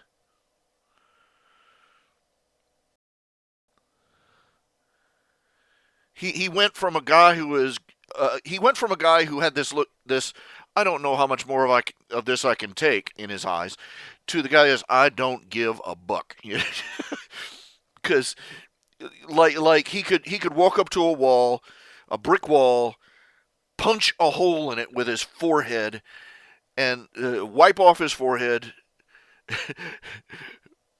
and walk through the hole and not give a dang. And while everybody else is looking, more and more worn, he is looking more and more like uh, that implacable force. In the movie Red. I don't know if you saw it. The movie Red. It was all about the premise was is that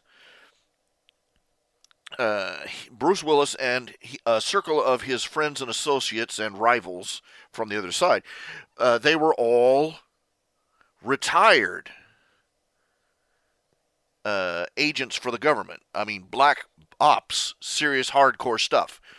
And he's trying to make it as an ordinary Joe, and it's really not working because he's so regimented in his life. He his life is literally he literally schedules setting up the plaster Santa Claus and snowman in his front yard for the holidays. Just Mr. Dull. And then the action starts because some double crosser tries to frame him and his friends, for some crime, and they all get labeled red, retired, extremely dangerous, as in retire these guys the hard way. And so him and these grizzled oldsters all get back together to kick butt and take names one last time. And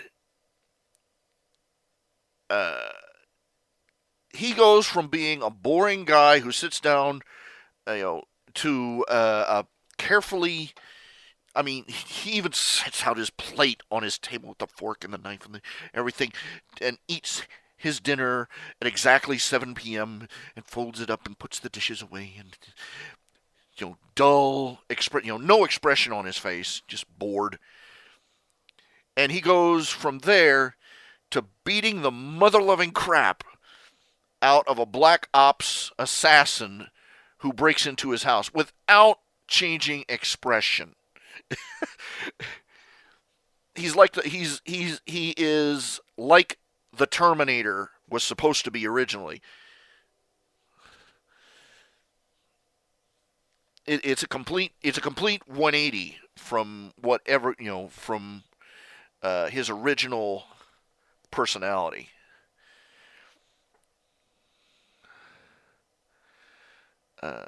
His original character. He played this. He's one of those actors that plays the same character in every movie. And I remember him in The Last Boy Scout. He gets tangled up in a gambling. He gets tangled up in a plot to assassinate some political figure. It's a president. He used to be one of the Secret Service for this guy, and he had gotten fired because he had broken in, found the guy raping a teenage girl, and he punched the guy flat out. And now this sleazeball politician is risen up in power. He's like vice president or something. And there are people who are out to assassinate him. And Bruce Willis has to go save him. And and the plot is that they are going to do it during the Super Bowl. And well, anyway, he plays his character. He just life is beating the crap out of him. But and he goes through this whole action flick, just battered to death. And the running gag is that no matter what situation he is in, the bad guys will have a gun on his head, and he will start smarting off, making gross, crude jokes. And he does it so deadpan that the guys start laughing, and then he kills them before they realize what had happened.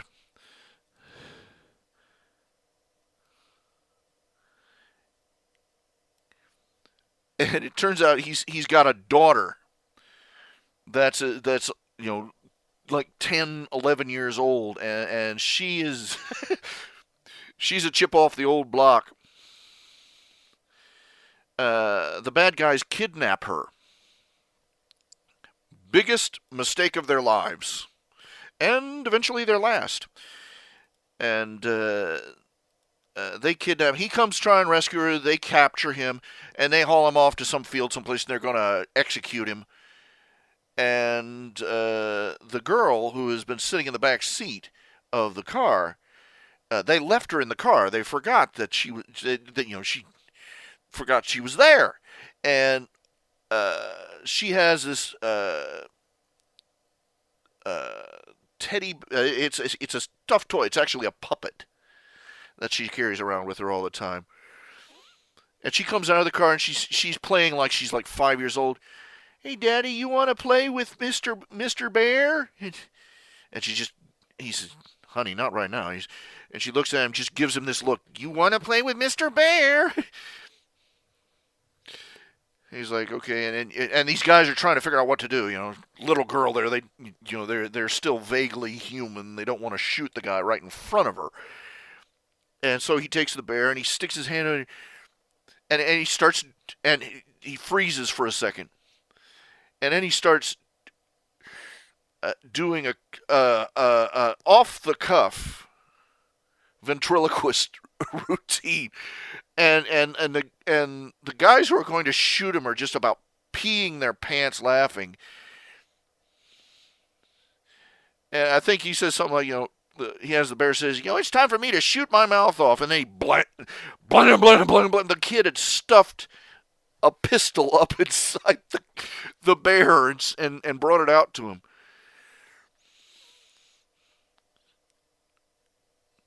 It was a very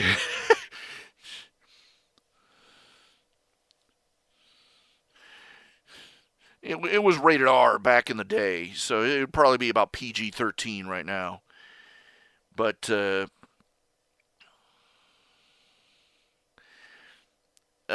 first you see Bruce Willis, he's passed out in his car. He's sleeping in the front seat of his busted down old car. The window rolled down. He's completely out of it. Two kids in his neighborhood, skeezy neighborhood. They come up and they look at him. And they poke him and they woke him. Man, he is out of it.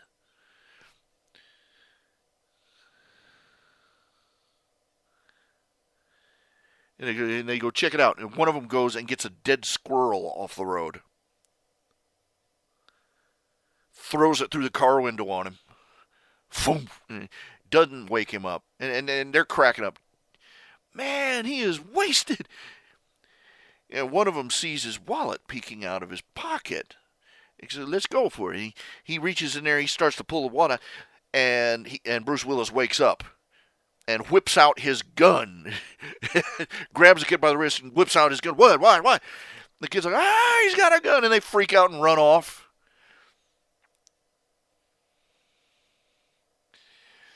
And his friend, and a minute later, his friend calls him up on a cell phone. He says, hey, man, are you okay? How you doing? What happened last night? Where were you?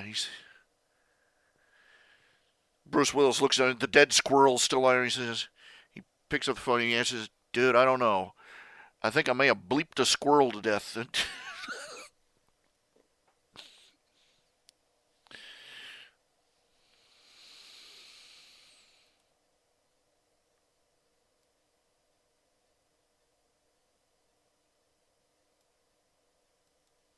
eh.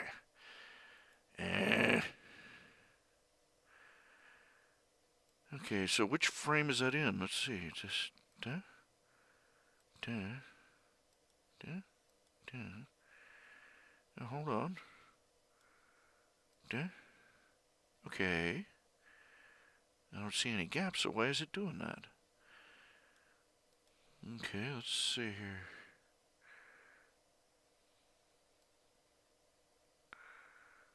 No, I see what I'm doing wrong. Oops, edit, undo. I think I see what I'm doing wrong. I don't, no, I don't. I don't see what I'm doing wrong.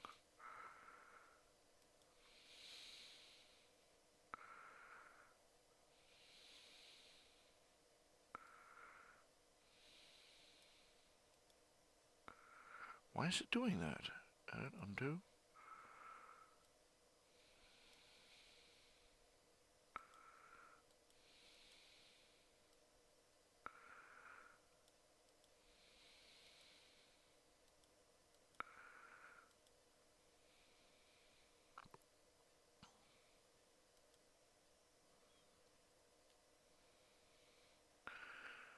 There is nothing here.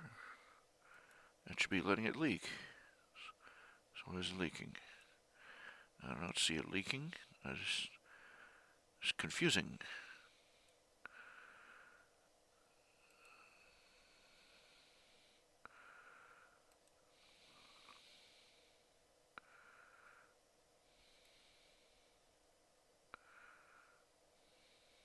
Oh, I know what I'm doing. Dummy. Forgot to.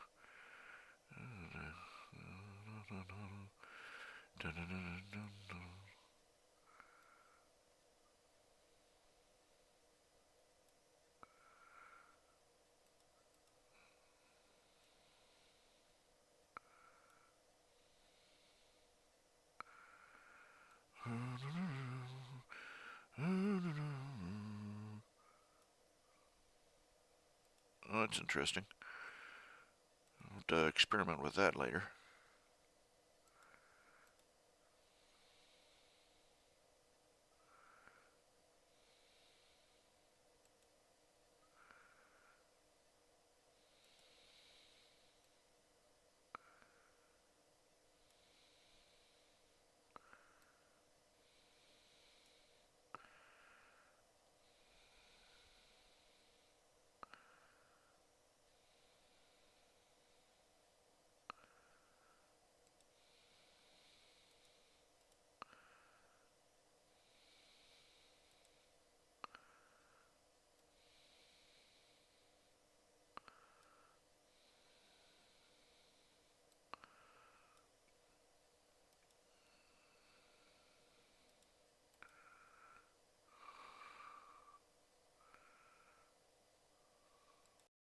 Go like this.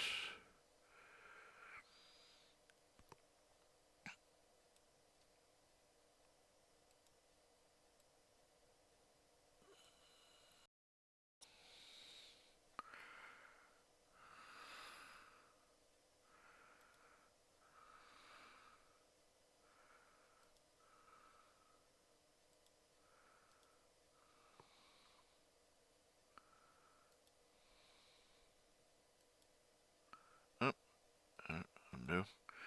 All right.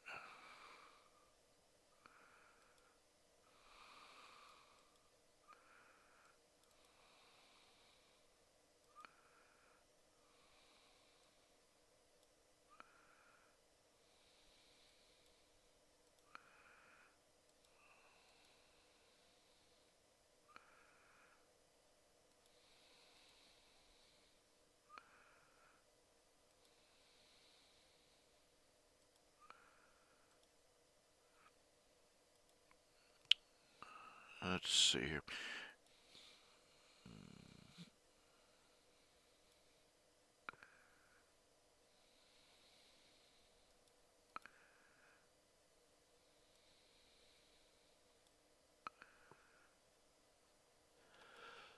Excuse me.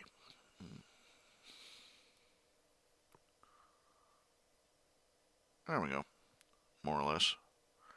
All right.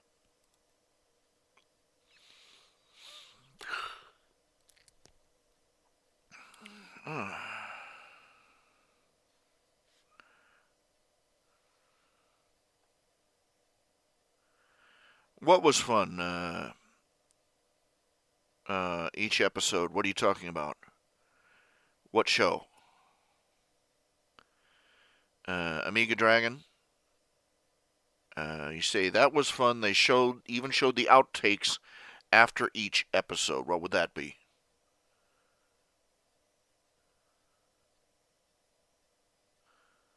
Don't know what you're referring to.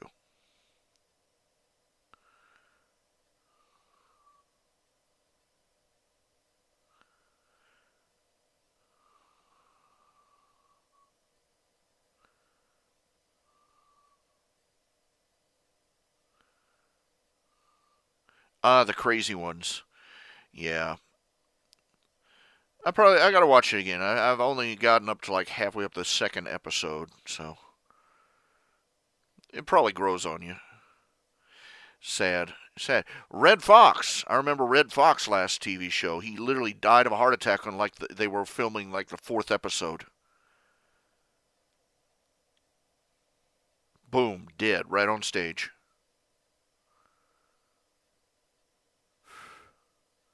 Nothing like outliving all the artists you grew up with, you know.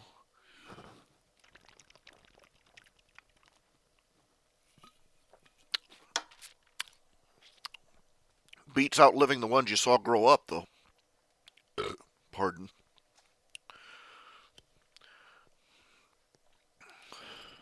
It's the Olsen twins. No. Oh well, that was the Olsen twins. Yeah. Oh, they're doing fine. In case you're wondering, I'm just saying, you know, that'd be a bummer and a half. You know, what a world.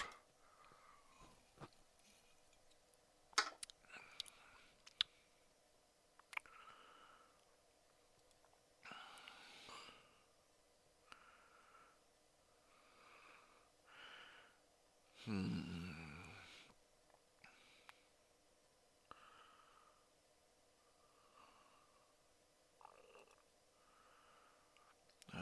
Let's see here.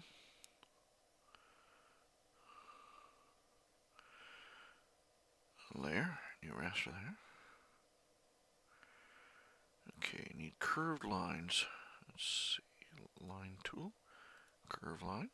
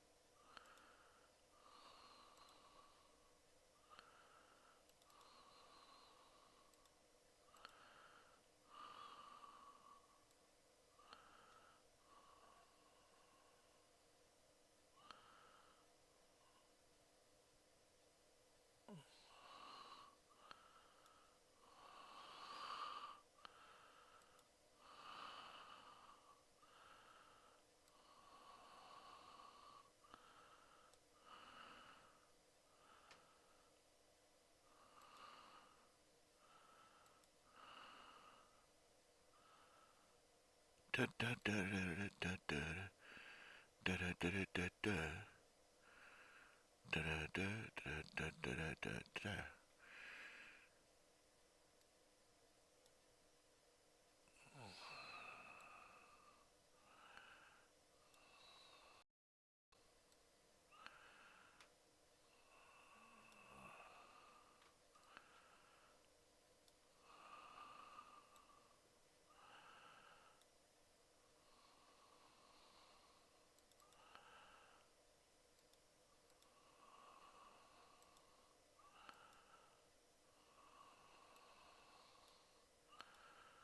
Oops. Undo.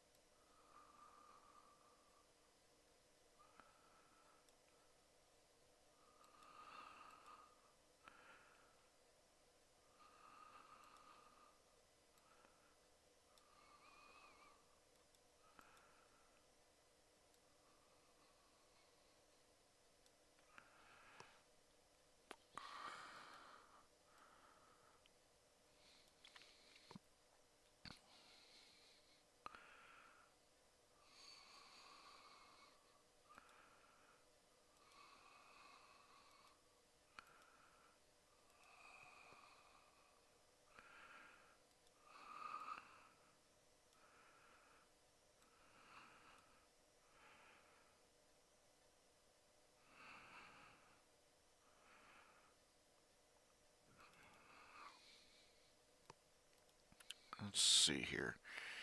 More of an electric blue.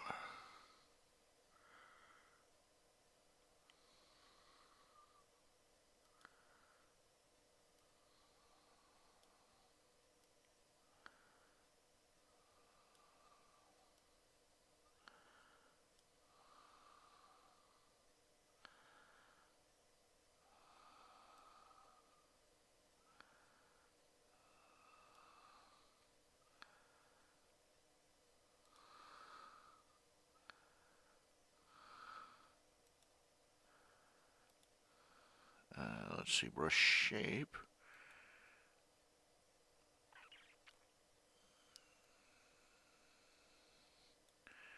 Star, ribbon, melody. That doesn't help. Pen.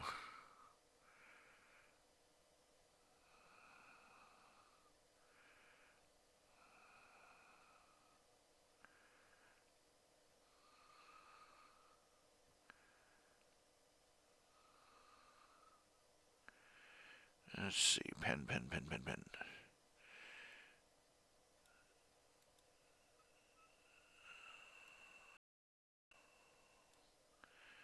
No.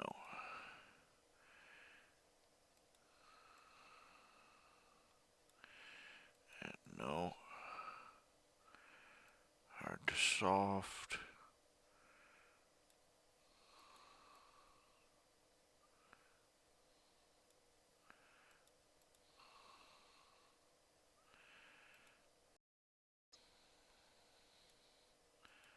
Undo. No, no, no, no, no.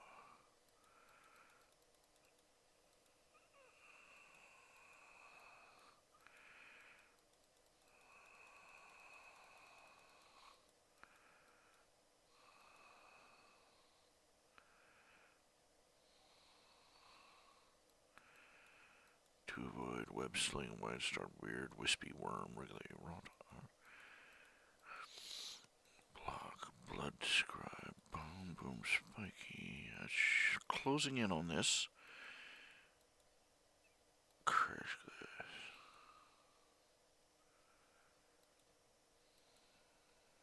Electric, here we go.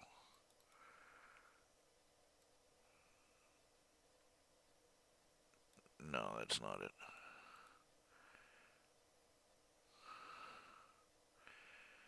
Electric, elf, Elric. That's not it.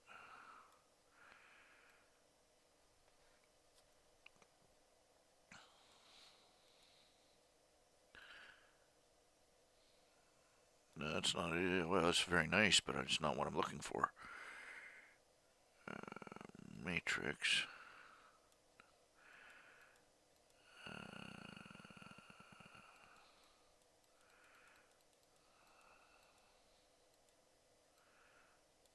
No.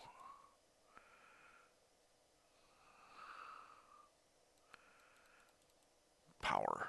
Here, let's try that one.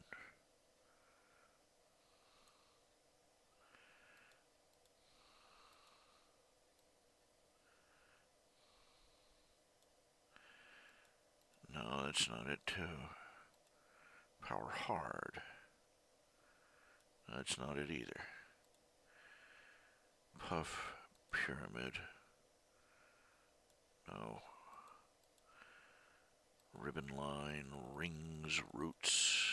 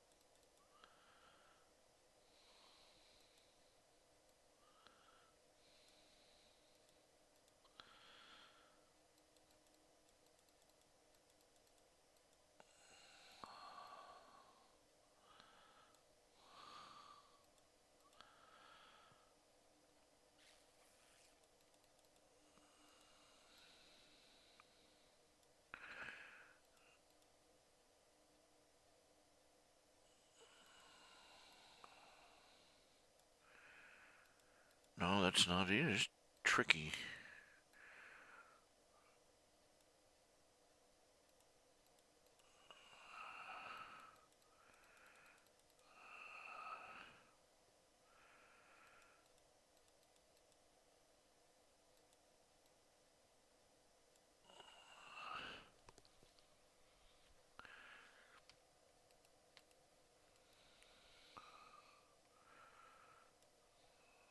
Oh, that's interesting.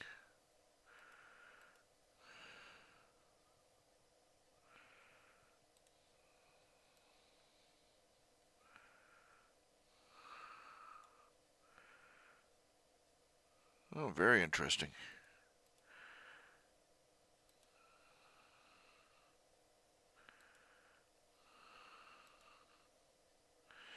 But I'll have to look into that.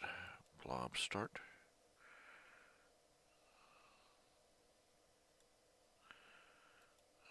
That's not it either.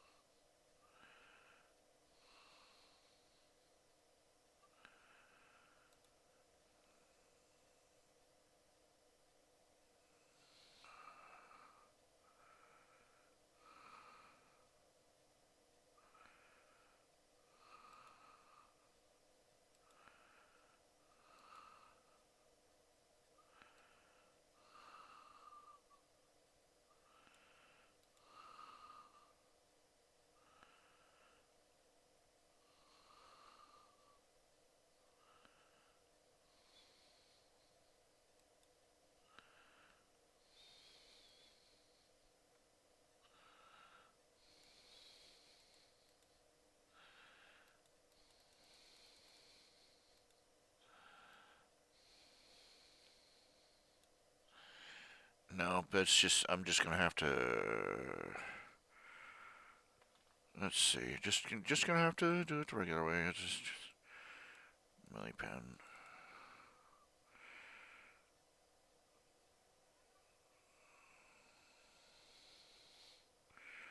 Let's see, where's the airbrush? Airbrush.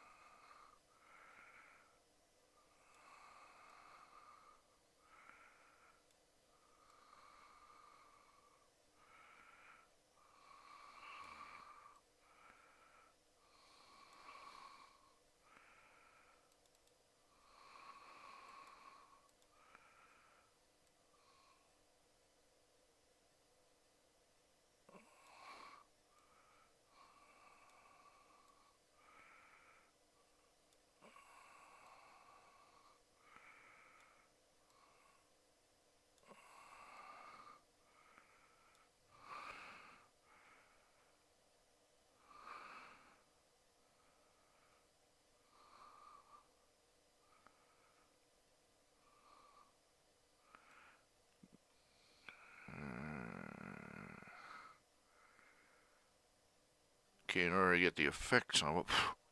Excuse me. Excuse me. Bug flying in my face. In order to get the effect I want, I'm going to have to switch to another. I'm just going to have to switch over to the other page. To the other program, rather.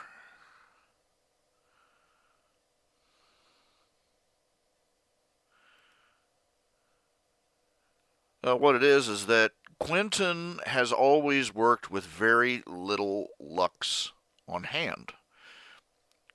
And he's just basically, uh,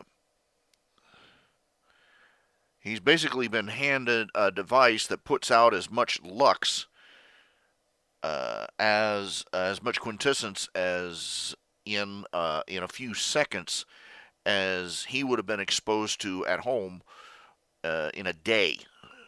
So, I mean, it would be like going up to Ben Franklin. You know how he was always experimenting with little Leyden jars and little spark jars and things like that, and giving him a gasoline powered generator. You get the picture? You can't see it from the picture yet, but Quinn is describing what his gun does. It's okay. It's got about three. The gun you have has about three basic settings, uh, and a final. It can also be set to just produce straight lux or quintessence if you want. And Quentin's like, "Oh, really?" And he clicks it over to pure quintessence, and basically squirts it into his hand.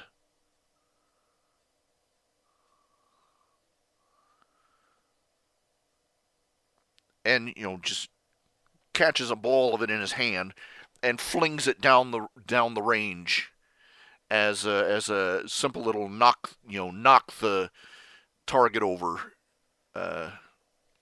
spell. And he doesn't realize just how much energy he threw down range.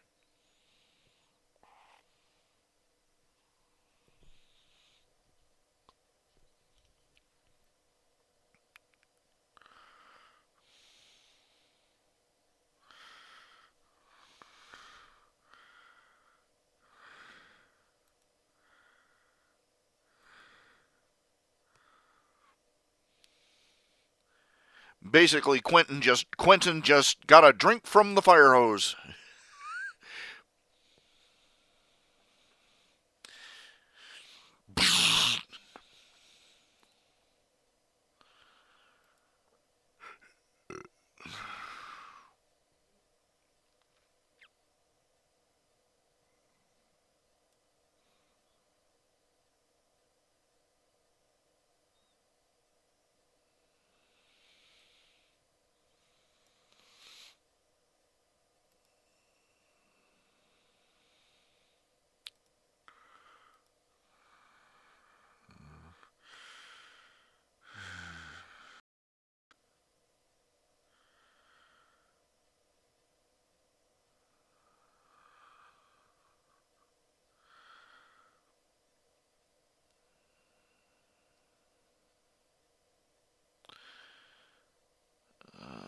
Some days.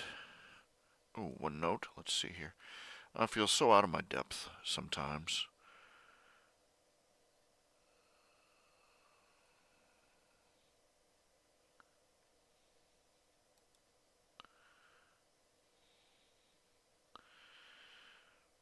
Here's a fellow wants a commission picture of Layla Stitch.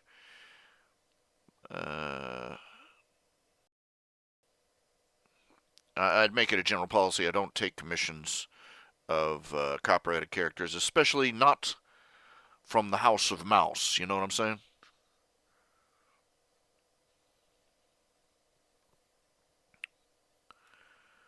Not from the House of Mouse. Oh no. Oh no no no no no no.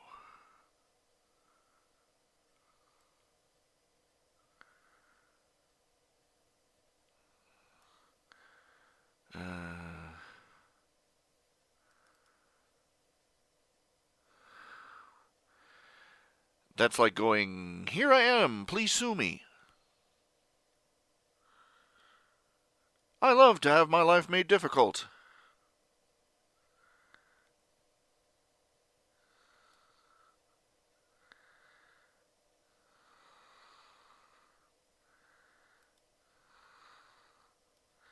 Oh, I'm just taking a quick look, seeing if Smiling Dog's added any pages yet.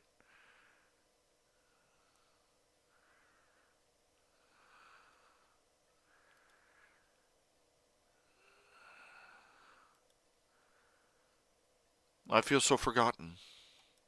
Wah. Still, man, look at all the way he did all these pages. You know, it's cool. For those who are wondering, uh, the the fan fiction Nyx's Family that I wrote. This guy did he basically started a comic of the climactic battle between Spike and the other five dragons.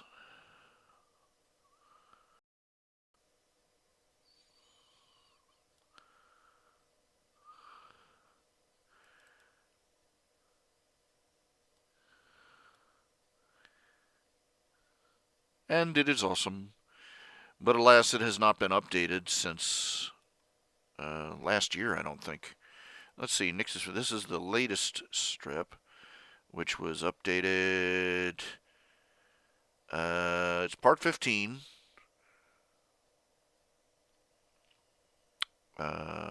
Doesn't say.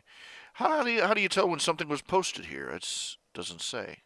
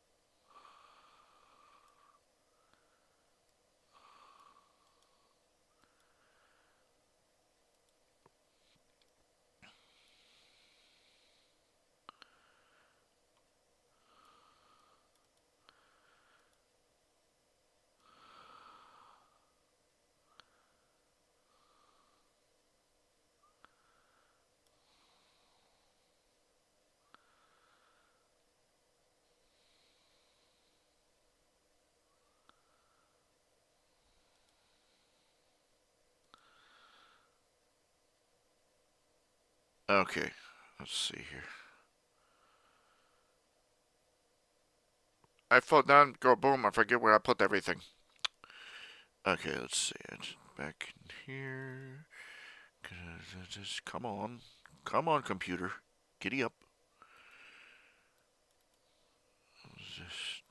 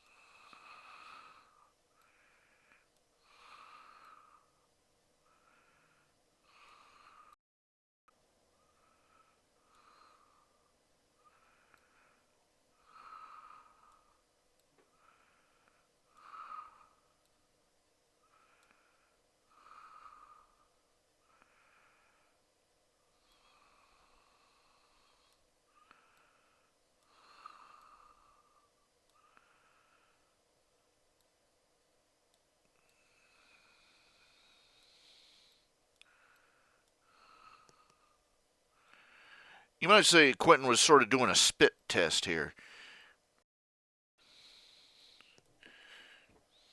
You want to see how much, just a sort of a field test. You want to see how much a generator produces. Uh, how much, how quick. You sort of spritz a little bit in your hand and throw it on the ground. Sort of like tapping the leads on a battery cables together to see if they spark.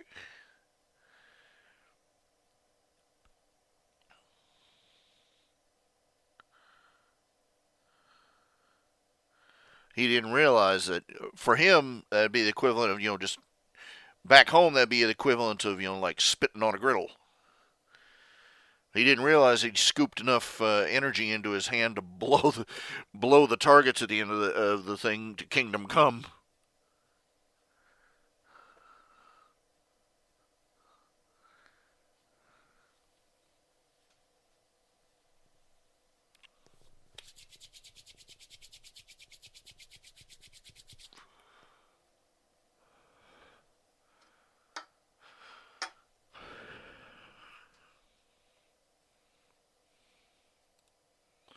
His next question is to be, holy crap, you carry these things around in your pants?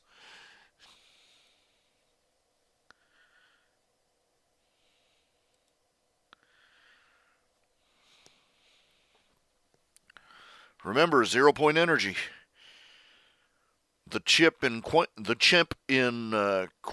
gun is supposed to produce enough raw energy to power 5 typical houses.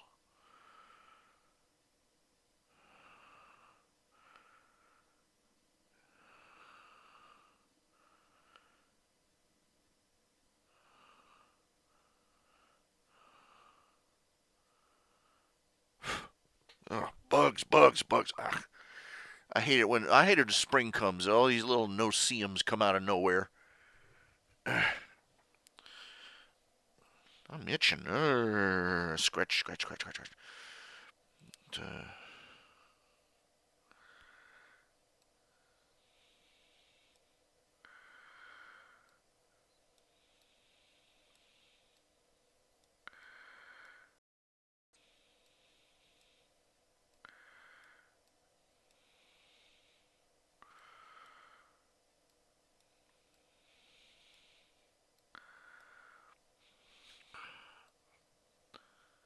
He probably figured he was gathering about as much energy as that little spark bottle that he gave to that farmer's daughter.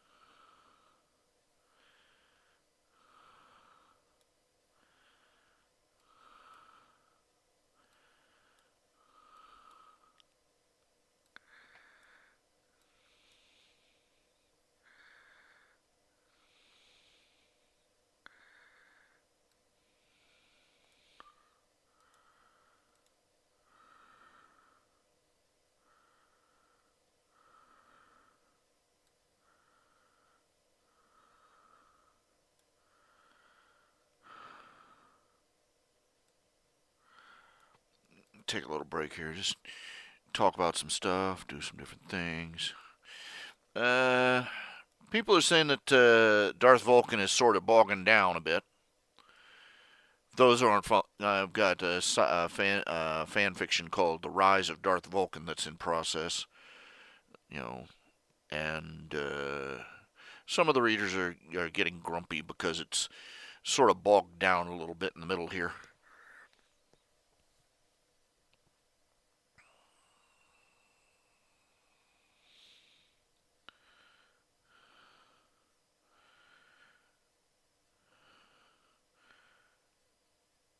Compared to the collection jar he popped with the gangs, oh, about the same amount he just threw.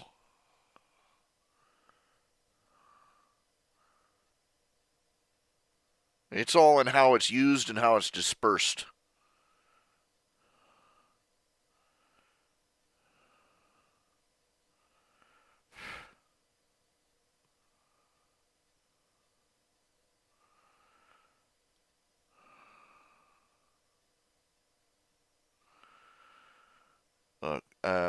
You know, when it comes to the fan fictions,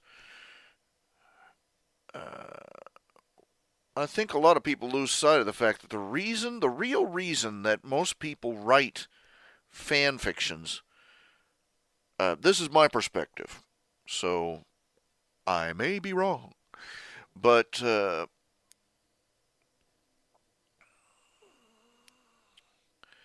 when it comes down to it, people write fan fictions because on some level they are thinking, I could do this better. They're thinking, this this story. I love this story. I love this setting. I love this universe. I love this franchise. But boy, if I was doing it, this is what would happen, and it would be so cool. And they go off and do it. It is an outlet, in a way, for people to deal with their dissatisfaction with some of the things that they enjoy.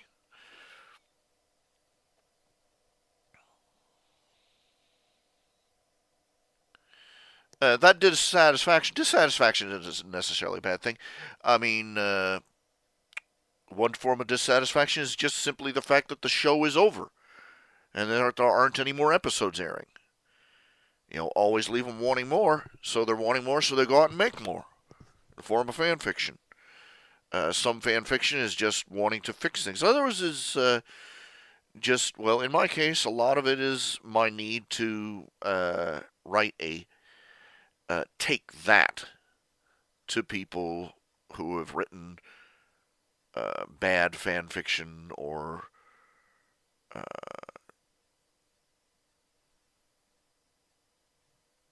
fan fiction that grates on my nerves in one way or another. I mean, that's not exactly a virtuous thing, but it's an outlet for me. It's an outlet for me to express my dissatisfaction with something. An outlet to, it's a creative outlet, and it's a way to vent my spleen without really serious, really causing anybody any difficulty. Uh, and occasionally, it's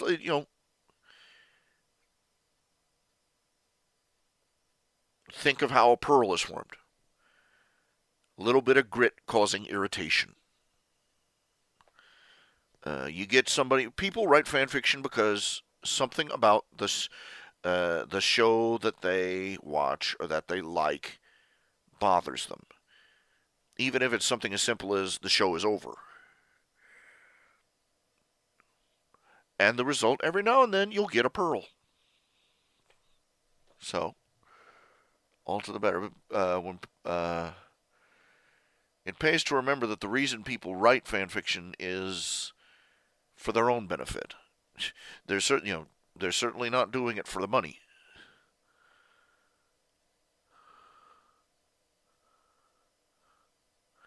And yeah, in my case, Darth Vulcan came about because of things that were in the fan fiction in fan canon that were just bothering me. There was a guy who was writing a story called Melidius about a guy dressed in a villain costume at a Halloween party who gets sucked into the world of Equestria. And it was bad.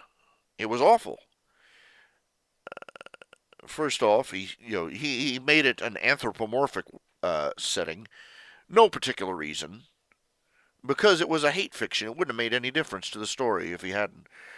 Uh, and his character, no clear motivations. He just arrives in Equestria and starts committing acts of cruelty and violence. I mean, at the start of the story, he's just a regular high school guy going to a party who doesn't happen to like My Little Pony. He ends up in Equestria, and one of his first deeds is to track down Fluttershy and damn near kill her. He impales her through the gut with a spike of rock and leaves her hanging there in midair with a spine right through her belly button and popping out her spine, leaves her there to die. And he just does it for no reason, just for what's the saying, shits and giggles.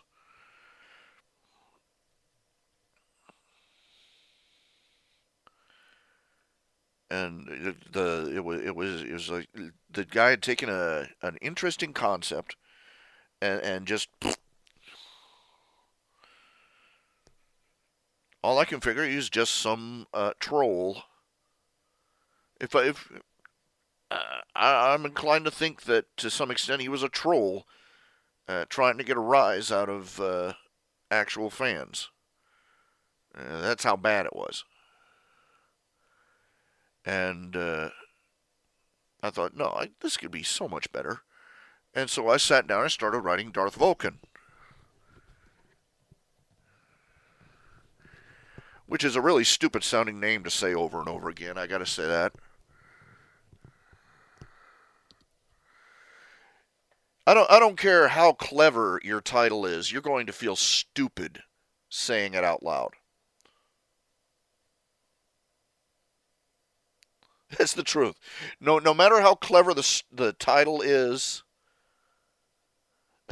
or the name of your group or whatever, you're going to feel so stupid saying it over and over again.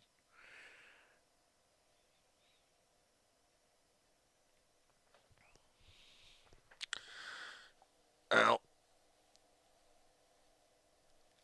people are complaining because several of the chapters in the middle of the story in Darth Vulcan are becoming take that's and political statements, and I'm like, you don't know me very well. Hello, may I introduce myself?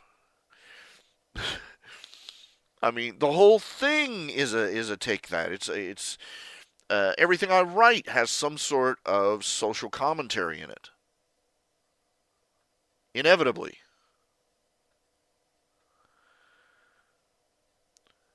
Uh, in My Little Pony, look, let's see. We don't, that's an interesting question. How would they respond to murder? We have to assume that they do know about the concept of murder. They have weapons. They have soldiers. They have arms and armor. They have had battles and wars. They have a prison full of monsters. So and they have creatures that wander around in the wild that are apparel. So you have to assume that they have to be familiar, at least indirectly, with violent death. That's pretty grim sounding, but let's be honest. How perilous a life do most of us lead? Yet we are all perfectly familiar with the ideas of violence and death in the world. Even our children are, to some extent. So Even though they live in a real, going by the show, they live in a fairly uh, uh, idyllic society because they are largely protected from uh, dire threats. But every now and then something pops up that is a seriously malevolent danger. So you have to assume that they know what war is, what death is, what murder is.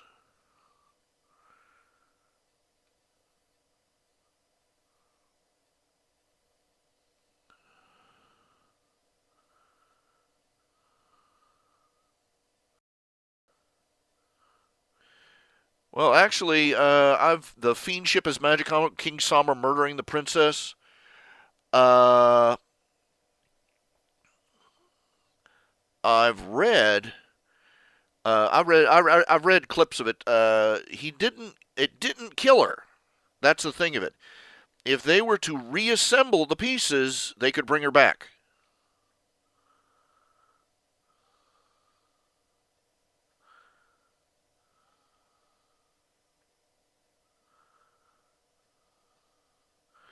That's the thing of it.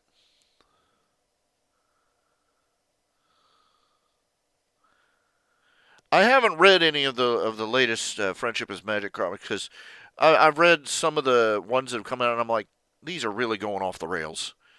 They're not as good, and the writers have the characters passing around an idiot ball, acting out of character. Uh, it's just gotten kind of, you know.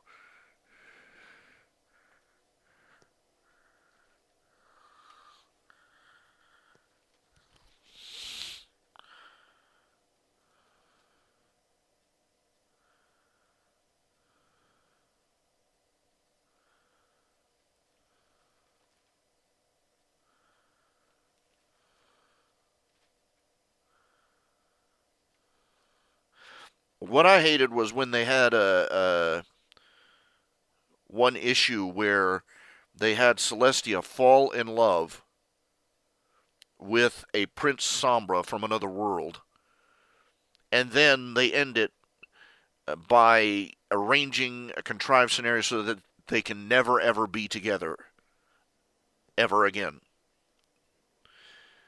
And I'm like, you a-holes.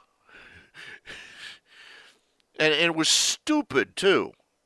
This is the typical problem with the latest stories that are coming out of IDW is that they are uh, just running roughshod over canon and over and even over common sense to just arrange these scenarios the way they want them. It's awful.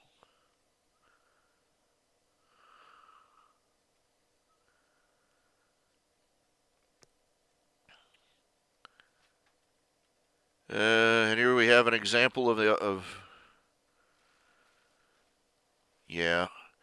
I don't think I want anything to do with those comics anymore because obviously uh, the protagonists, the writers have the main cast going around with a ring through their nose so that they can bring out their own OCs and have them run the whole show. No, it just doesn't work. And I'm sorry, if I wanted grim dark, I'd go out and I just go out and and and suck on a clove cigarette with a bunch of goths. Okay, you know,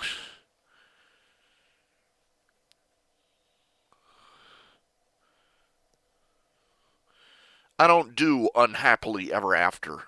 All right, and I don't think it makes you a better writer or a more deep and thoughtful person. I think it makes you a jerk who's dragging everybody else down.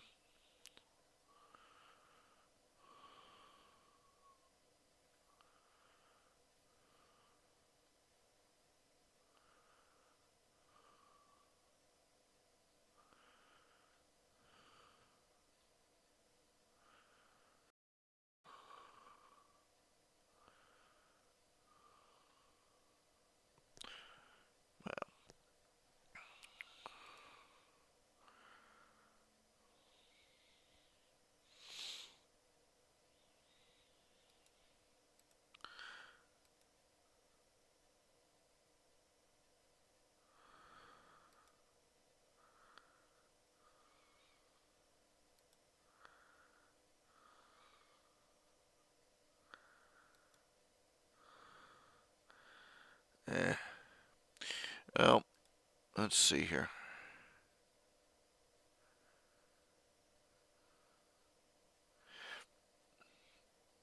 The issue where Luna was introduced to coffee was funny. The front cover, she's standing on a pile of empty coffee tureens, and she's just eyes bugged out and her wings spread. Oh, I believe I could do anything. I think I could even fly. And Celestia's like, you're going on decaf.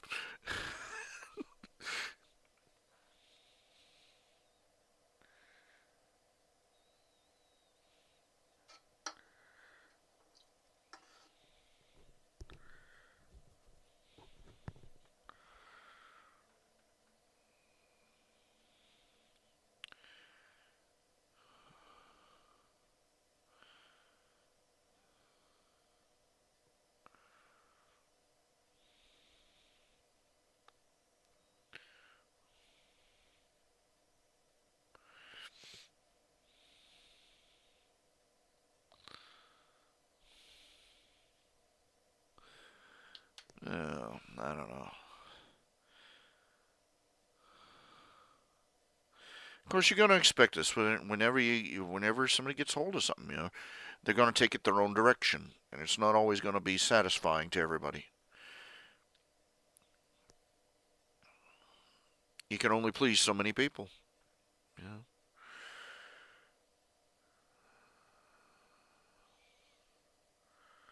Really, that really though that was the last straw with me. The unhappily ever after between Celestia and Prince Sombra. No, no, I did not watch. I did not become a My Little Pony fan so that I could be depressed. I hate those endings. I hated the ending of The Last Unicorn, okay?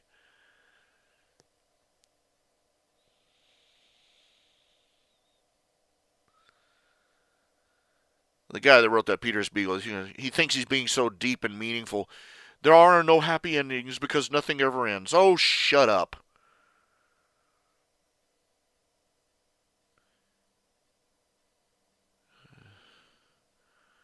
They think they're a great soaring eagle of profound insight. What they are is a kiwi bird. You know what a kiwi bird is?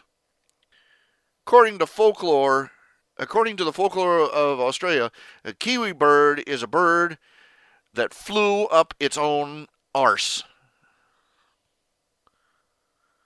Yeah, that's the folklore of the kiwi bird, is that it used to be the fastest flying bird in the world. And it was so proud that it thought it could outfly itself. And so it started flying in a circle, faster and faster and faster and faster. And the circle got smaller and smaller and smaller. It kept flying faster and faster. It was determined that it was going to be so fast that it would even beat itself in a race. And the circle got smaller and smaller and smaller, and finally blew up its own arsehole.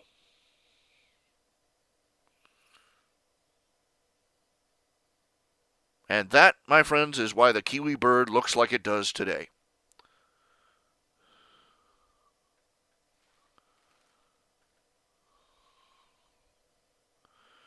Look, if you give Princess Celestia or Luna a boyfriend, he'd better be coming back. You know, this is why I ship so much in my own stories. I mean, uh, Nightmare Knight and Nyx. Uh, all of the main six got dates. Doggone it.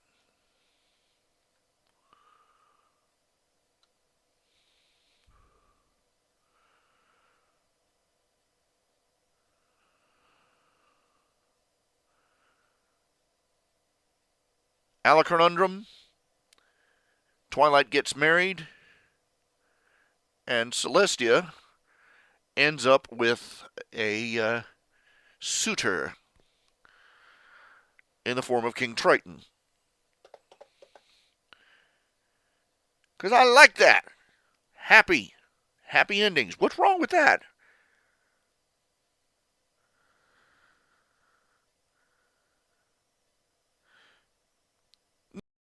Goths are? Goths are people who found out that there isn't any Santa Claus and never recovered.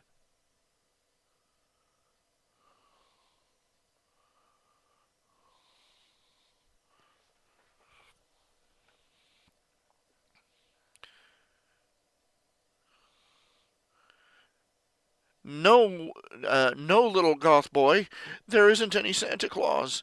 But shoot, there's still presents. And there's millions of people around the world who put on a fat man suit and a beard, go out and make little kids happy for a little bit. And well, pardon me if I think that's a darn nice thing. The world didn't turn out the way you thought it would when you were a little bitty boy, but there are parts of it that are better.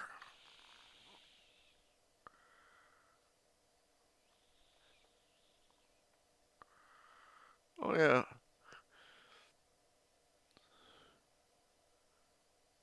Yeah, that's one of the running gags in the Great Alicorn Hunt. Luna's kind of stressed out because there are no male alicorns yet. Well, actually, at this point in the story, there's uh, two.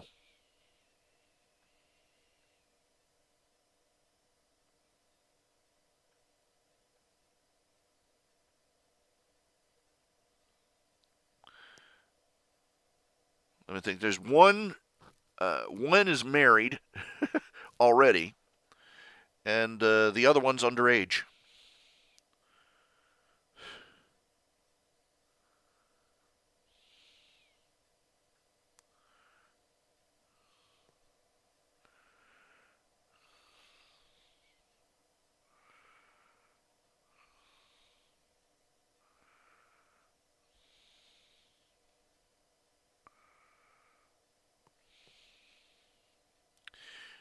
But, I've had one person commenting, oh, you were so determined to ship Fluttershy, and you did a terrible job, basically, because in Nightmare Night and Nyx, I ended up with Rarity getting everybody dates for the party, and Fluttershy ended up with Caramel. Unless you're a fan, you don't know who Caramel is. He's one of the background ponies in the show. He had one brief moment front and center when he was being criticized for losing the grass seed in Winter Wrap Up. But brown pony with three horseshoes, cutie mark, and I played it that shy, bashful, and awkward uh, uh, character as well. And the thing of it is that the way I wrote it, he and Fluttershy just boom hit it off. And by the end of the night, they were cuddling and giving each other pet names. They hit it off that fast. And it's like, that's so unrealistic. That's just not what shy, awkward people don't behave like that. They should have been spending basically the saying that they should have spent the entire party sitting on opposite sides of the room, giving each other awkward looks. Why is it? Is that really? Think about it. I mean, bashful, awkward, bashful people. Yeah, generally that is how they react. But is it such an alien idea that two shy, lonely people might just, boom, hit it off? That they might, that they just might hit just the right chord with each other. We're talking about Fluttershy here. I mean, she walks up to wild animals that she has never seen before in her life and has them eating out of her hoof in no time flat. if anything, uh, she should, and she handles uh, timid, skittish creatures regularly. Uh, her meetings who is just as awkward and shy and retreating as she is. I mean, that would be a prime time for for that nurturing side of her to shine.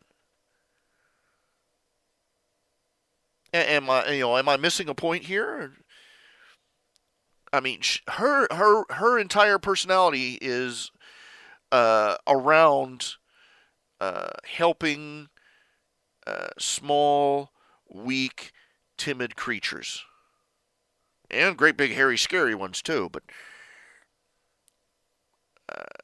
But the reason to my impression is that she is so withdrawn and skittish around everybody else is because everybody else is so boom outspoken, extroverted.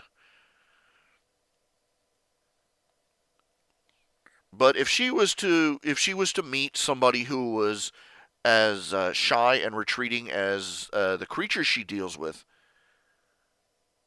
uh, that would be a way to bridge the gap for her.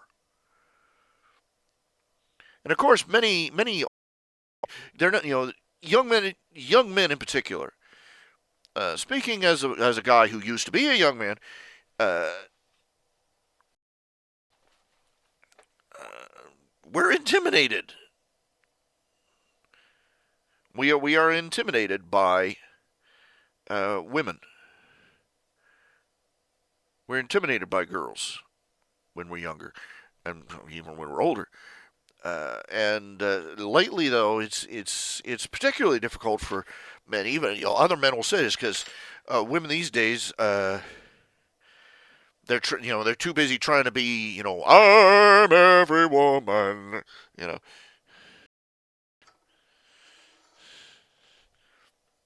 or one of the guys or you know I am woman, hear me roar in a voice too deep to ignore. And the guys are like and if you're socially timid, that's gonna back off. you know.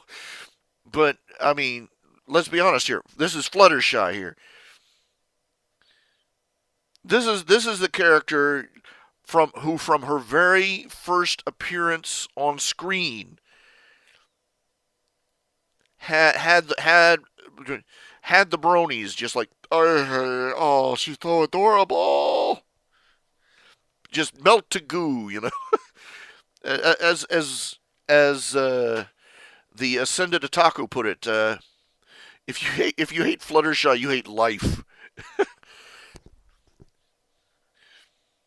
Uh, for those of you who don't know, Otaku Ascended, they're a channel on YouTube. I don't. They may have changed their name since then, but they were the ones who introduced. The Otaku Ascended. They were the ones who got me curious about My Little Pony, and thanks to the reviews they were doing of the show, I said, okay, let's give it a try. I turn it, and the next thing you know, here I am. Here I am with something like 500,000 words of fan fiction and half a dozen a dozen drawings and fan art. There you go. And I remember reading the review, and it was like they opened up their show and said, "Okay, we're doing a review. We are going to have to turn in our man cards with this one.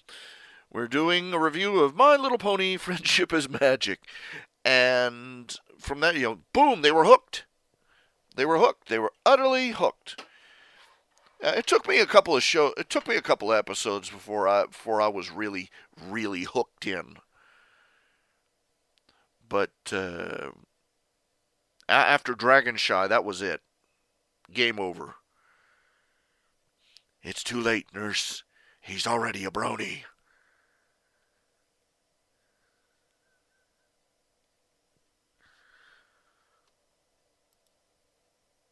He's dead, Jim. It's worse than that. He's dead, Jim. Dead, Jim, dead. Anyway, let's see here.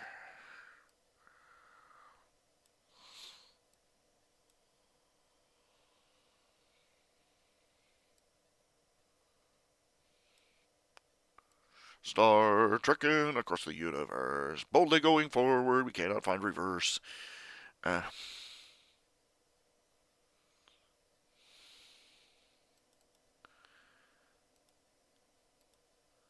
there's Klingons on the starboard bow, starboard bow, starboard bow. There's Klingons on the starboard bow, Jim. Star trekking across the universe. Look it up if you don't.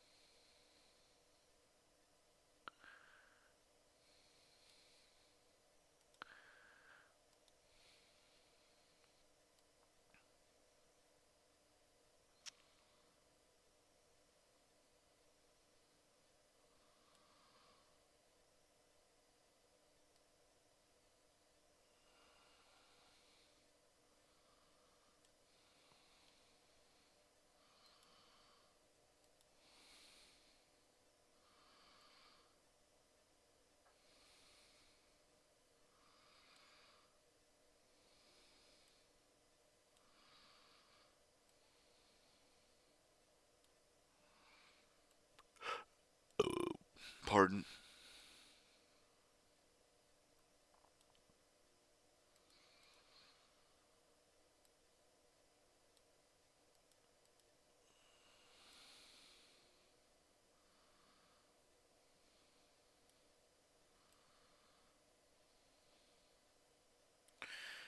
I don't know what they're thinking at that health, that health south center, the place I'm going to for my therapy. They just, they rewrapped my legs today finally, you know, uh, and they wanted me to come back tomorrow morning at 9 a.m. Uh, just so they could unwrap them and rewrap them again. And I'm like, it's not a short drive. It's like 15. It's a 20-minute, 30-minute drive. And gas ain't cheap.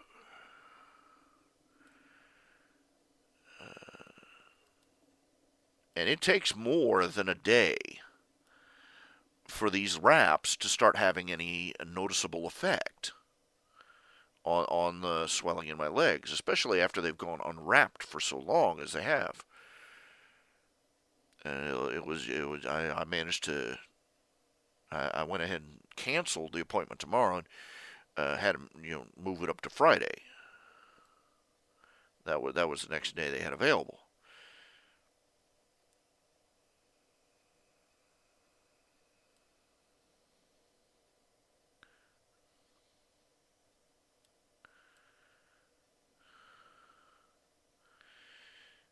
Checking my, just randomly checking my the condition of my legs is not helping, especially when I have to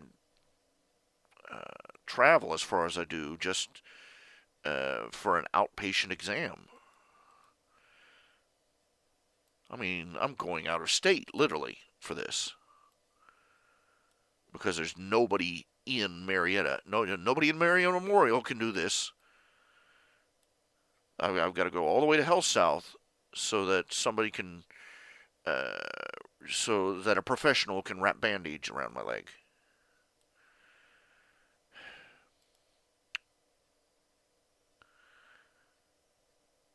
Marietta Memorial, the best hospital to go to be sent someplace else.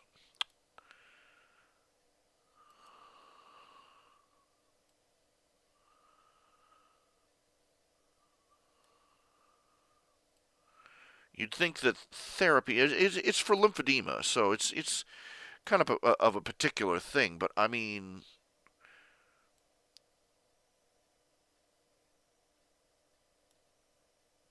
they're not exactly doing cutting edge science on my legs here. Really not.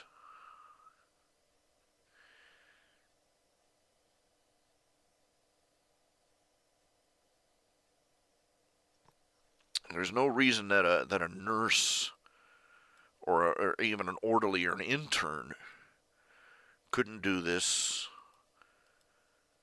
30 miles closer.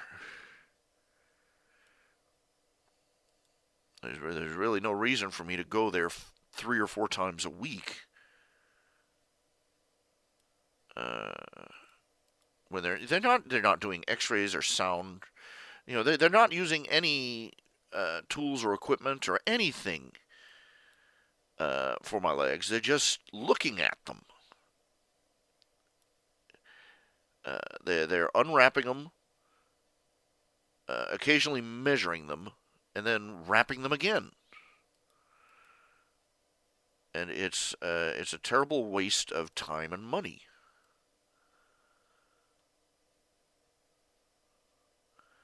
Especially as far gone as my legs are. It's proving really a real problem to try and get these legs down to a normal size. But my insurance won't cover much more than what they're doing. If this is all they can do for me, I wish they would find a way for me to do it someplace closer to home. Because getting up at 6 in the morning just so I can jump in a car, drive there, and get there by 8. Get everything done, get dressed, shower, clean up, and all that other stuff. Hop in the car at 7:30, get there at 8.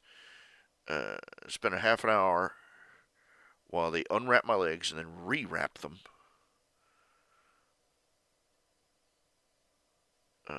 And then have to putter my way back home.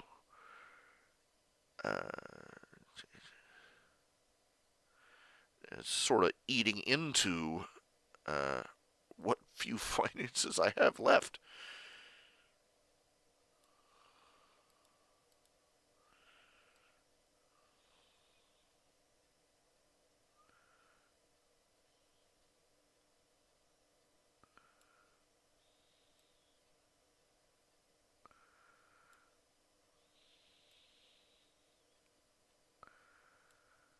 It's not their fault, I mean, they're not the ones that arrange things the way it is.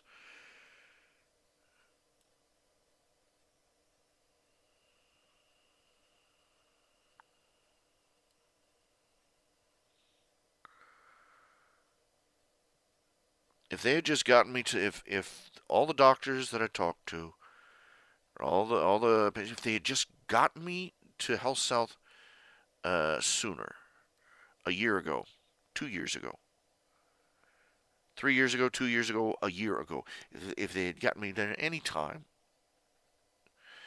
no, they diddle dally dooley dalled all the day long, and now my legs are so shot that the treatment the treatments they're just not working well enough. And the stuff that would work better or might work better is too expensive. There are machines you can get that will compress air hose, sleeves that they put over your leg, pump them full of air, and they squeeze your legs to move the lymph fluid back up into your torso. But those machines are like hundreds or even thousands of dollars. Uh, There are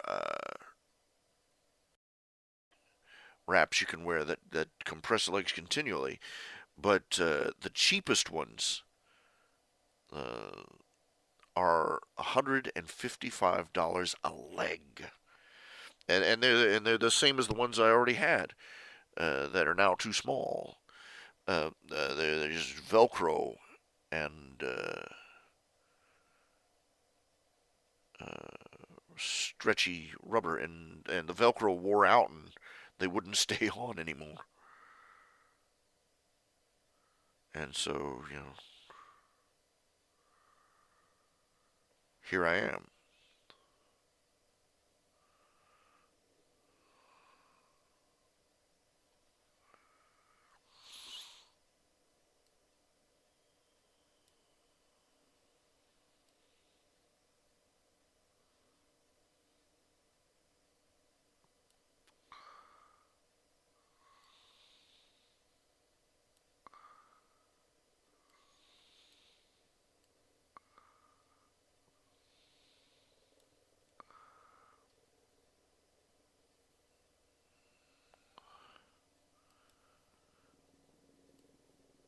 Coulda, woulda, shoulda.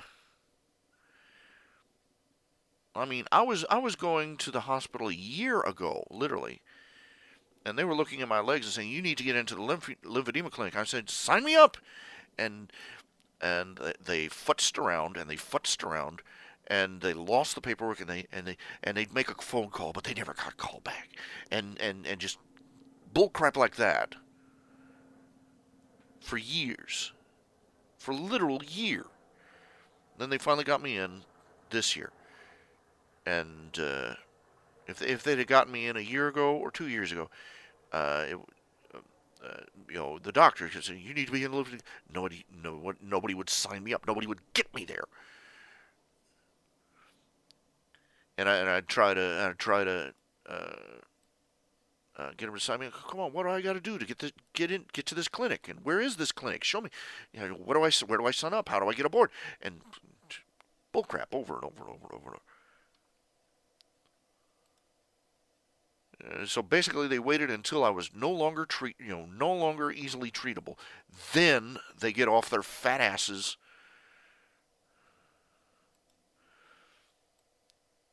and get me an appointment.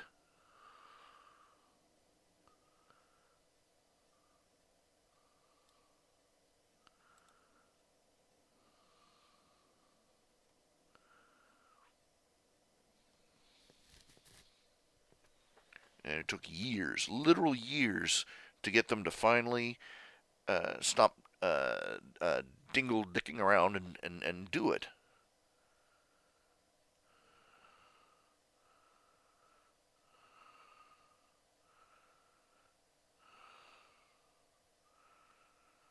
I was self pay for most of that. I finally got Medicaid last year.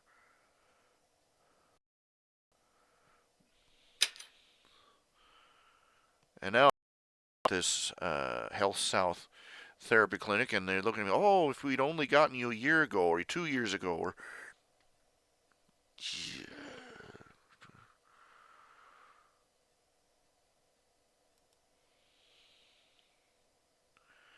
and everybody talking about all these different treatments that oh, are they giving you the hot? Are they giving you the spa treatment? Are they doing the massage thing? Are they putting you in the compressor? They're not doing any of that. They're wrapping my legs in bandages.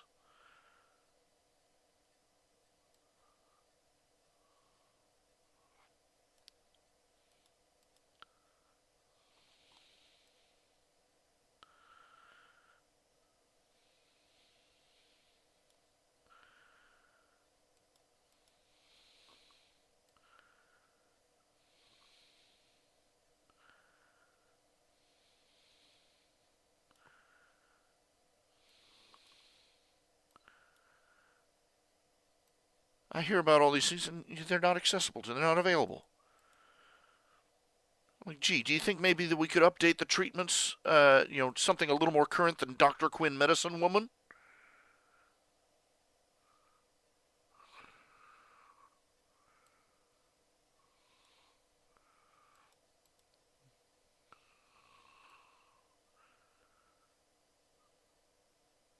Molina Healthcare, Medicaid will cover treatment. Effective treatment, on the other hand, good luck, fella.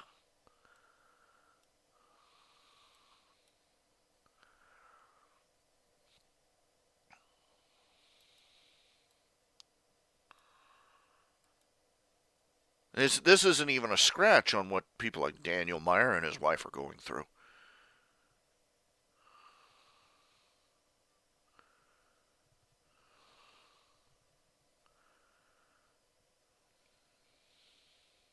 Anyway, getting off that topic, talking about my swollen legs. I'm already an old fart. I've got plenty of old fartism ahead of me. I'll save that for later. But yeah, you saying when you first watch? Actually, my problem was is that I would watch part of it, and then it would start getting dippy. You know, they'd start singing a song or something, and I'd be like, and then or the sea serpent, the gay sea serpent, Stephen Mang. I'm like, oh, click. And then my curiosity would get the better of me. All right, let's watch a little bit.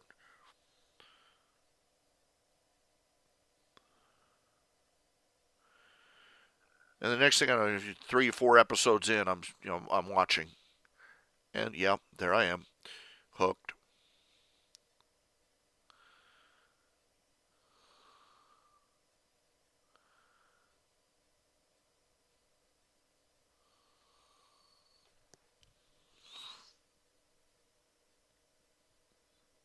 And as many people, one person put it, the reason the show is so successful, it's better than it needed to be.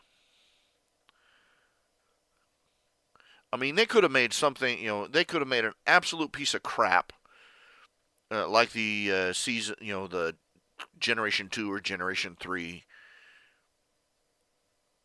and it would have flown.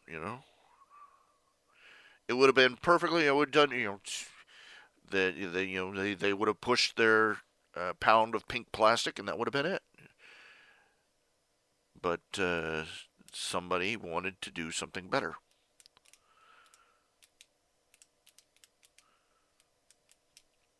Hasbro killed the goose that laid the golden egg, frankly. They really did. They haven't quite killed the goose that lays the golden egg yet, but they're slowly choking it to death.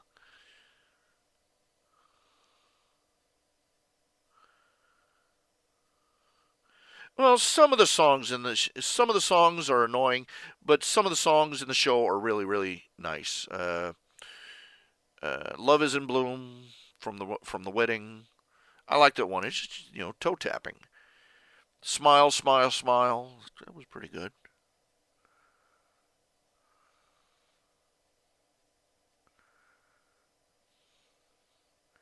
The Cutie Mark Crusaders and Bab Seed.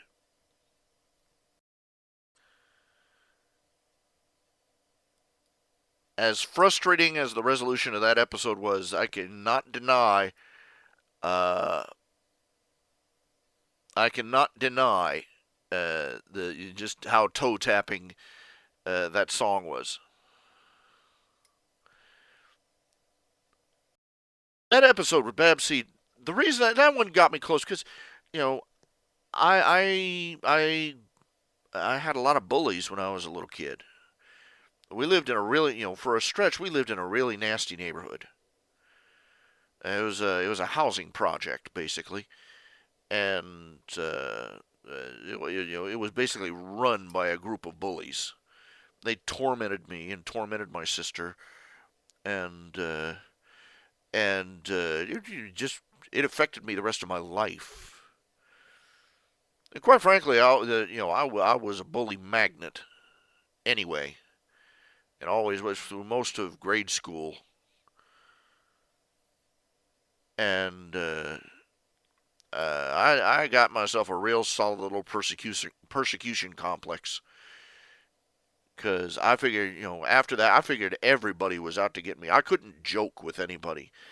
If somebody tried to roughhouse and play around, I took it dead serious. There was no joking around about that sort of thing with me. Those kids, those little hoodlums, they messed me up for life.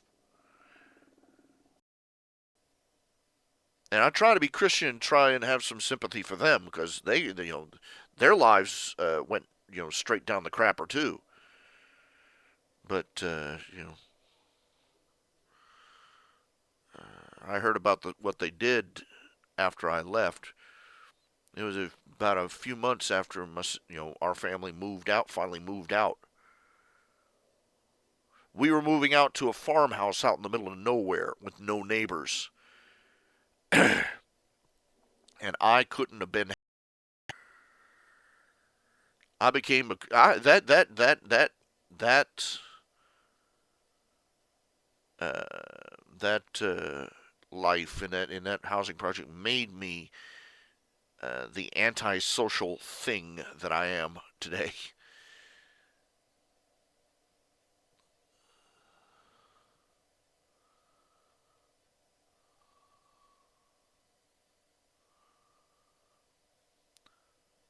But anyway, I mean, bullying is monstrous, and the half-assed, touchy-feely solutions they give kids nowadays, which all these so-called solutions consist of basically bend over and take it.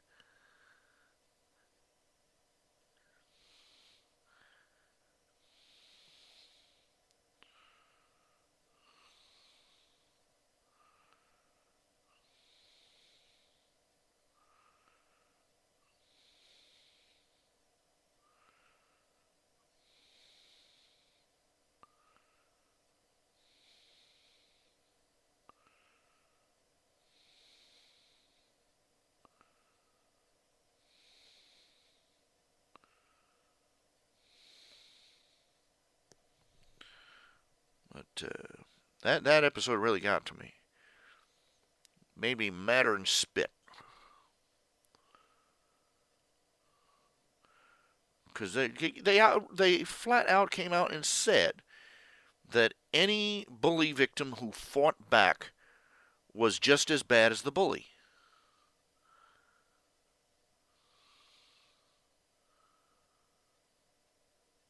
Now you recall that episode? The three girls, they hadn't done a thing to Babs Seed. They welcomed her. They tried to be nice to her, and she made their lives hell.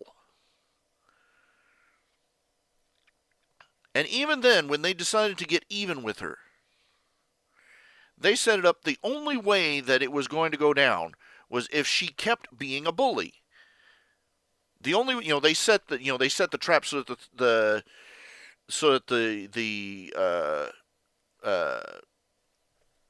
float would drive off the road and land in the mud.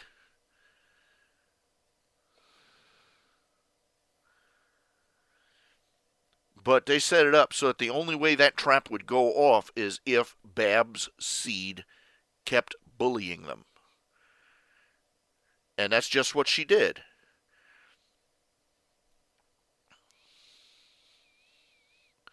And then they sat around and said, "Oh, we became bullies too." Oh, you don't what?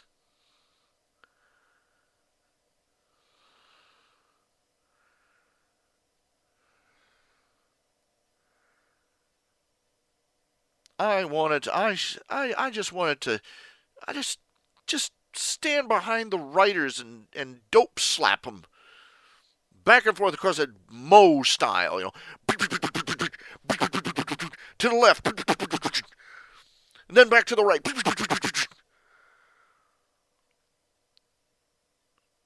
A bully who gets his ass kicked is just reaping what he sowed.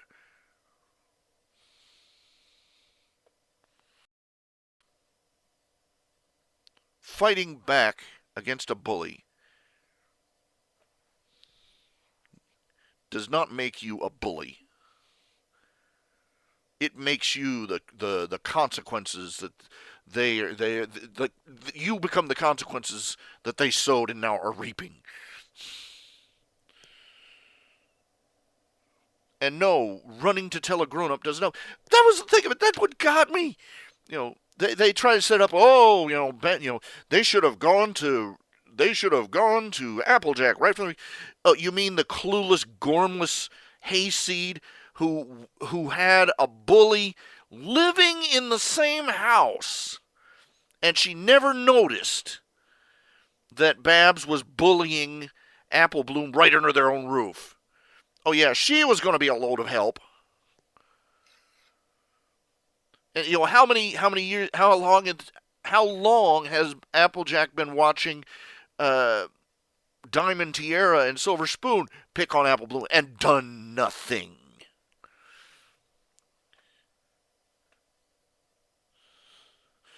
As one interviewer, you know the song. Nothing. What would she have done? Nothing. Absolutely nothing. And when it finally came out that Babs had been bullying them, what did she do? Nothing. Absolutely nothing. Ugh. My parents at least tried to do something, but this was pathetic. I'm getting head up. I'm getting seriously head up over this. Because you know that there are millions of kids who watch this episode who are being bullied right now. And they got up from that episode and left feeling like crap. Because now they're told that if they fight back, they're the bully. And they're told that the only solution they're allowed to try is the one that didn't work in the first place. Running to a teacher, running to mom, running to dad. Never helped, did it?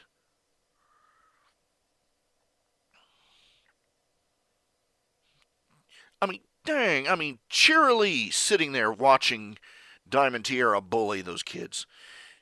Applejack sat there watching bullying those kids. Even Diamond Tiara's dad was more on the ball on this situation. I mean, Filthy Rich, he spotted her and called her out when she insulted Granny Smith. But nobody, no other adult, Captain Clueless.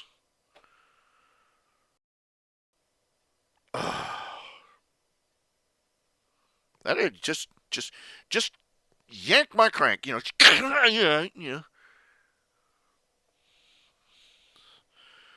I'm not too particularly thrilled with how they handled Scootaloo either.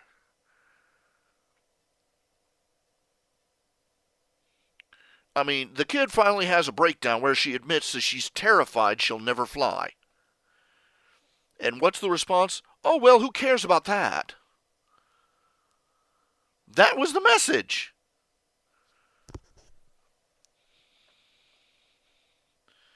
I'm sorry, I don't go for this, okay.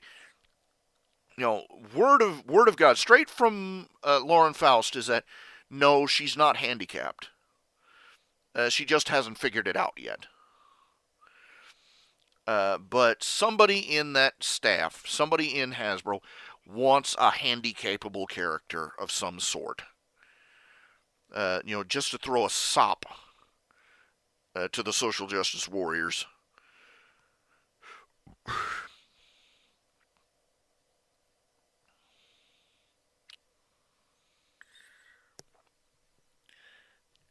I mean, my God, it flies up my nose. Here's this kid. Obviously, her wings are strong enough for her to fly. She drives around town on that scooter at like 100 miles an hour, dragging 3 other ponies in a wagon behind her. Yeah, I think she's got the wing power for it. Just take her and point her straight up.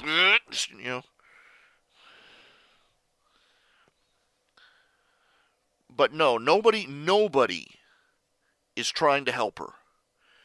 Nobody is trying to fix.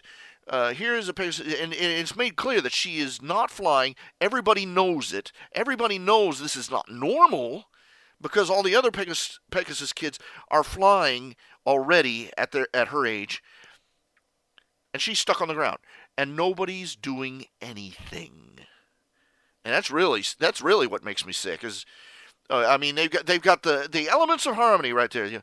They've got Miss Loyalty there can't even seem to pay attention, and Princess Twilight can't most magical unicorn in Equestria isn't even trying to help.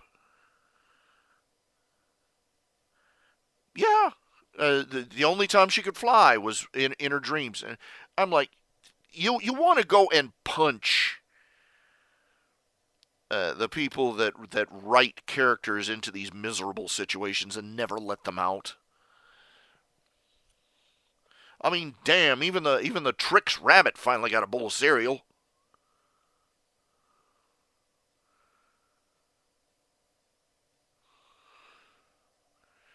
Wile E. Coyote actually caught the Roadrunner for once. He couldn't do a thing about it, but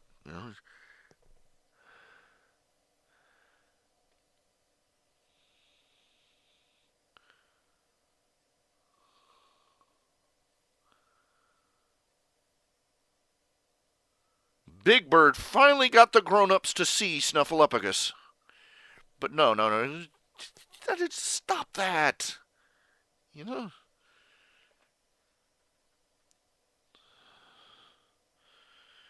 I mean, you've got to be a grade A douchebag to see a crippled kid in your neighborhood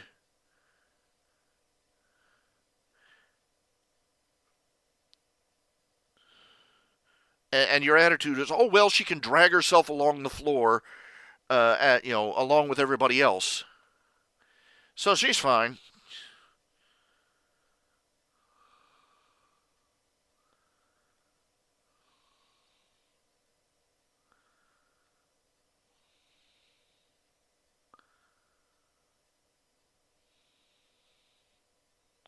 I'm gonna lose my damn mind if they don't give them their cutie marks either.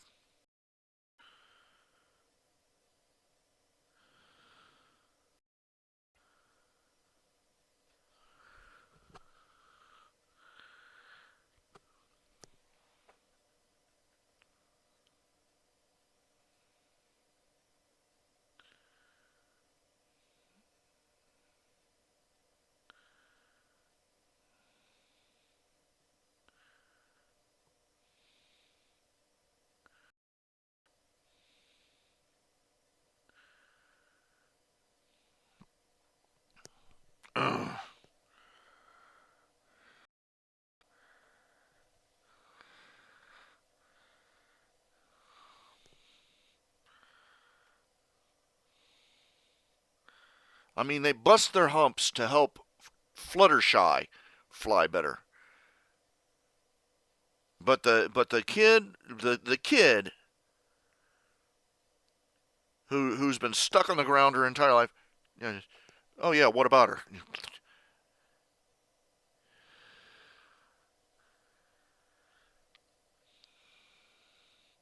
I mean, let's be honest. Okay, they've got all this magical ability. They've been observed turning bluebirds into oranges. Okay, they can turn somebody into a statue and back. The magic has been shown. They've been shown removing wings and horns and reattaching them. Uh, fixing whatever problem is bothering you. That should be play school stuff. It's stupid. Uh, Now they had one character. It was a background character in one episode. Who's riding in a wheelchair. He had a carriage for his back. That was a token character who was put in as a it was a gesture of kindness. A fan who had his own avatar.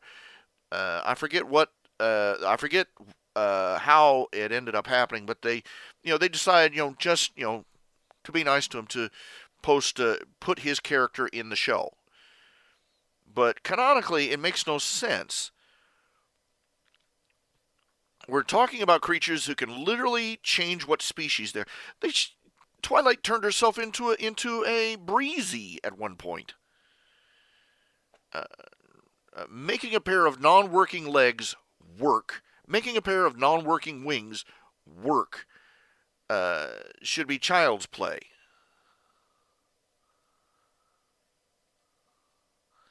And so when they refuse to fix a problem that is self-evidently well within their abilities, it just spoils the show for me. Oh, but we need to show handicapped characters to show that we're open and sensitive and touchy feely with all the social justice policies and stuff. Just bite me.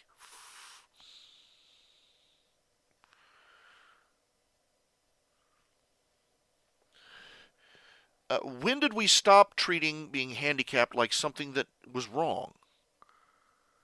No, I'm not saying it was wrong, immoral. I'm saying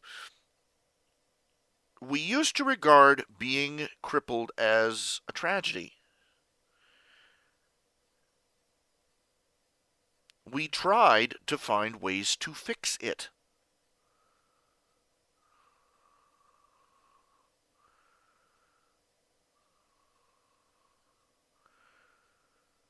We didn't try and treat it as if it was a new subculture. If you were deaf, they tried to give you a hearing aid, uh, or an implant. If you were blind, they tried to give you they would transplant somebody's eye and replace your eye with another eye, or they would do surgery, or they would do cataracts, remove cataracts. They would try to fix what was wrong. But instead, nowadays they're trying to celebrate what is wrong.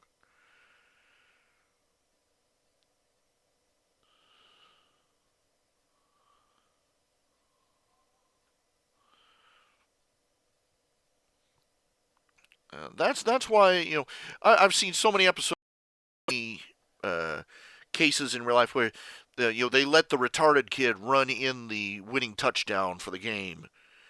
Everybody and their cousin. That was kind of was sweet, it was generous, but after a while the gesture started becoming a little hollow. They elect the girl. They elect homecoming queen. It's the girl with the Down syndrome, and everybody does that now.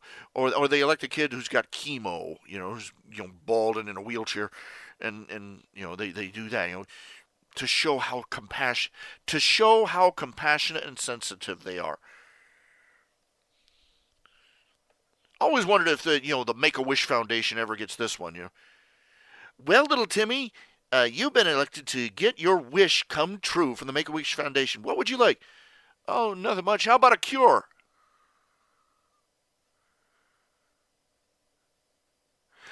I don't think you get just how this program works, Timmy. We used to want to cure these things. We didn't want to celebrate them.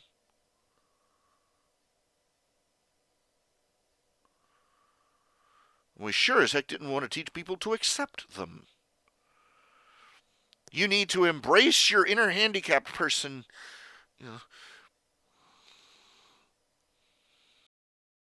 You shouldn't let it slow you down. You shouldn't let it impede you. You shouldn't let it keep you from living a happy life. But you shouldn't be complacent about it either. Now, back in the 80s, they took a woman who was paralyzed from the waist down. Doctors were working with her.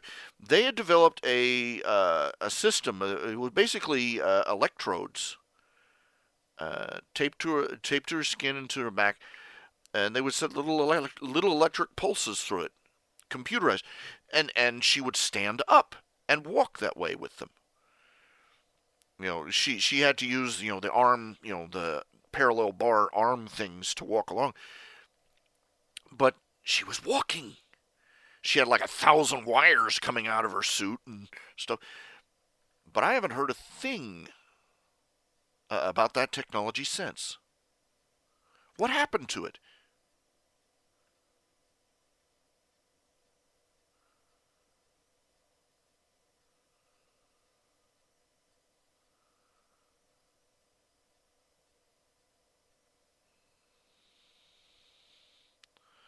Our society is embracing sickness as the new normal.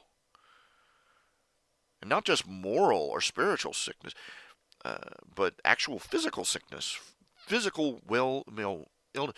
You've seen these people who are getting, you got people who are throwing fits about quote slut shaming. You've also got people throwing fits about quote fat shaming.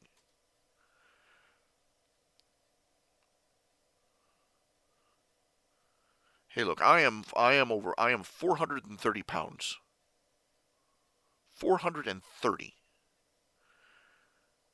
And I got that way over 40 years, one Twinkie at a time. I don't pretend that I'm, beautiful.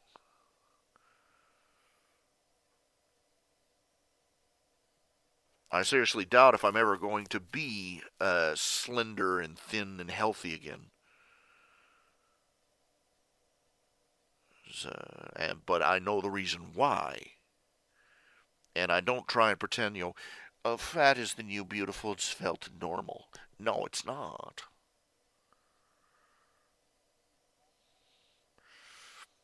I'm not handicapped, I'm handicapable. You're handicapped.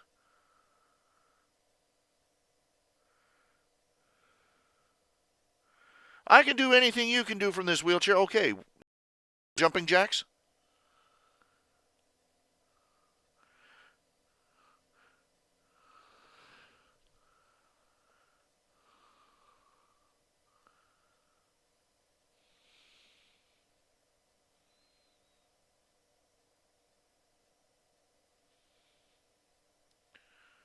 The only thing that we should accept about disability is that disability is something that should be fought. It should be overcome. It should, sickness, disability, and death are our mortal enemies.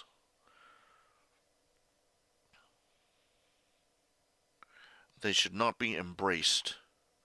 They should not be celebrated. They should not be accepted.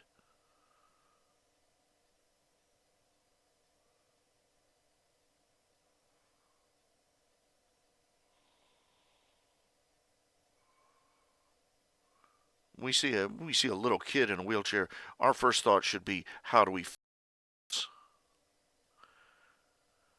Not how do we get her to accept her tragic state. It's the wrong mentality to have. I'm sorry, maybe this is just me. Maybe this is just me. Maybe I'm completely wrong.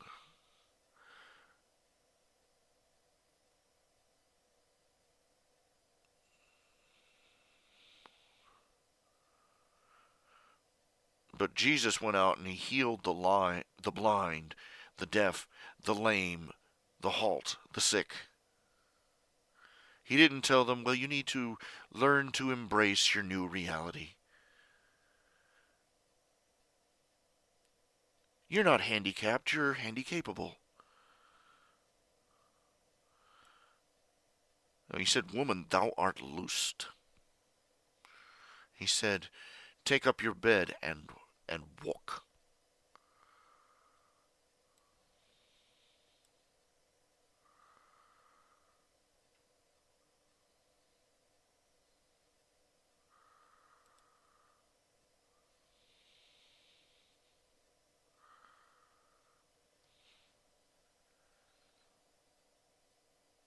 And as to immortality, Jesus said,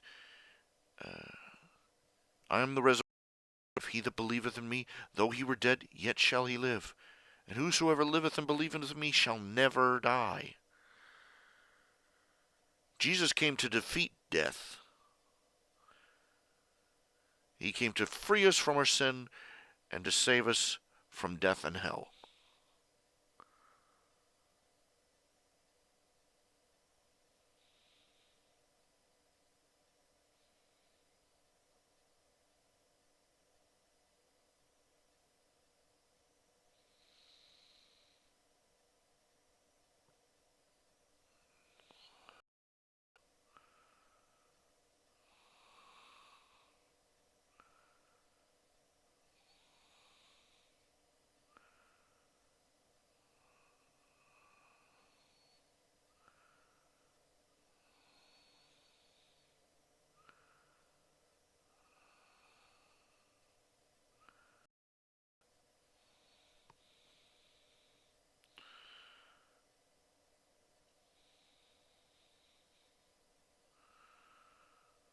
there are some people who say that giving eternal life, giving immortality to people in this life would be a terrible cruelty.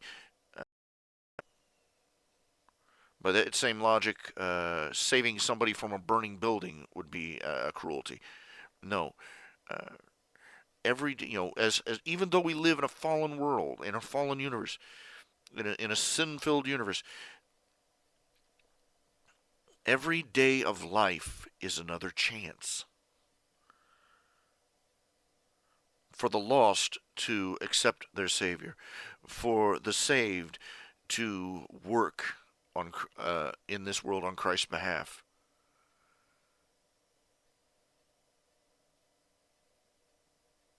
For the backslidden to turn their life around and start uh, gathering treasure for the life to come.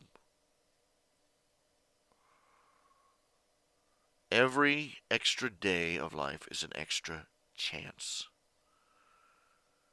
Life, even in a fallen world, is good.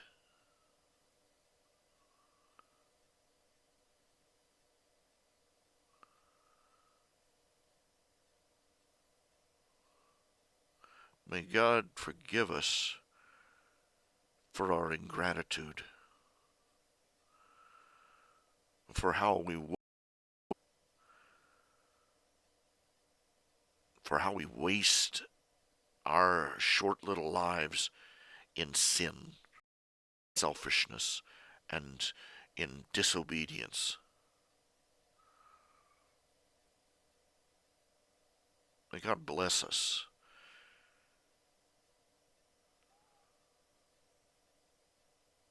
Have mercy on me, a sinner, for I know not what I do.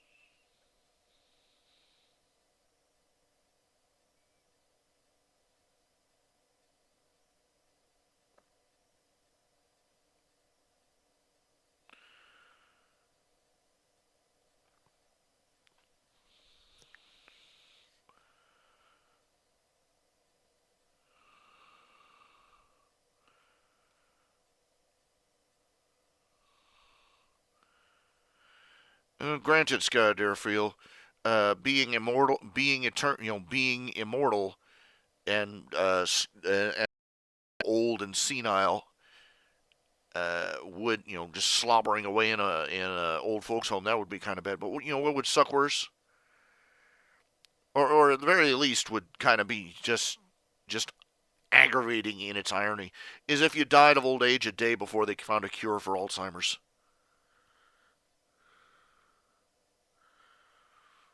You stand there at the pearly gates. What? They put the Alzheimer's pill on the market when?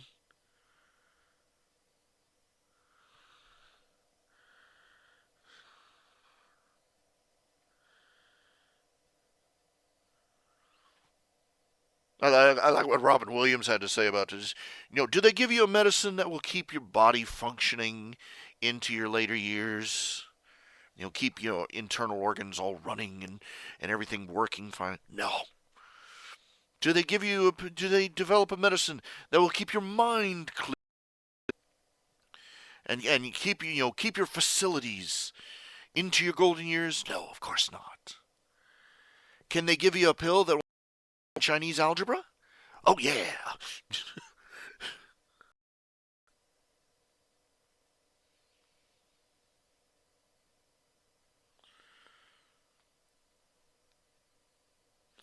The irony is that Viagra was originally a pill for heart diseases. It was supposed to increase circulation extremities into the heart. They got that part right. Uh, that's how it works. It increases blood flow to certain areas.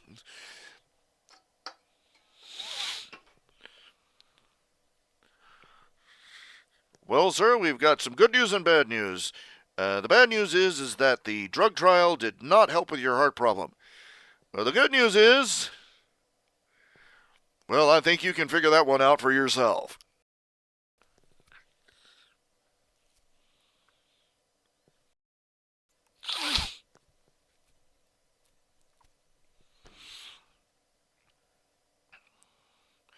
I understand. I think they still use it actually for those heart conditions, a reduced dosage, presumably.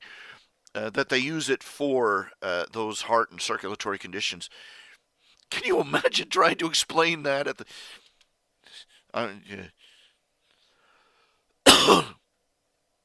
Sir, you're getting Viagra? It's for my heart condition.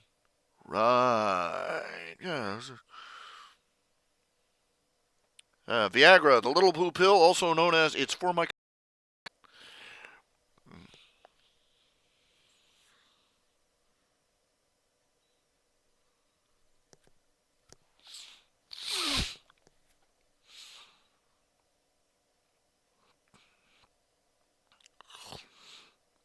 You got people out there now that are claiming that taking too many vitamins is as bad for you as smoking cigarettes.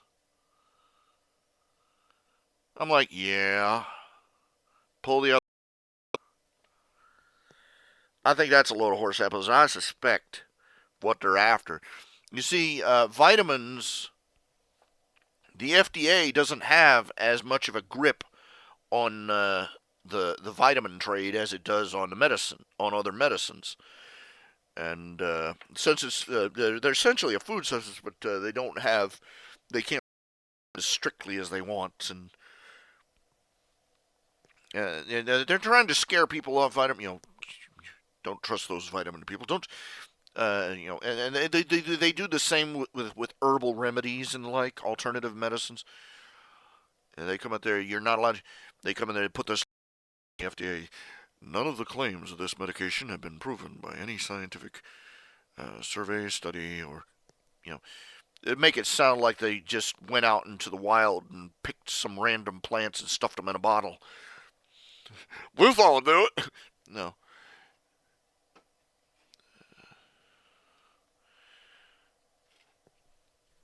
Way too much faith in our government.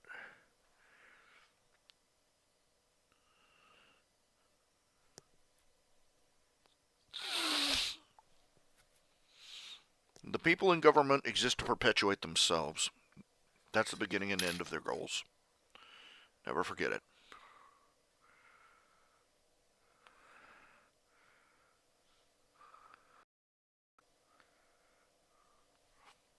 Oh, puberty, being made immortal before puberty, they have pills for that, yes. Hormone injections, yes, thank you. Yay!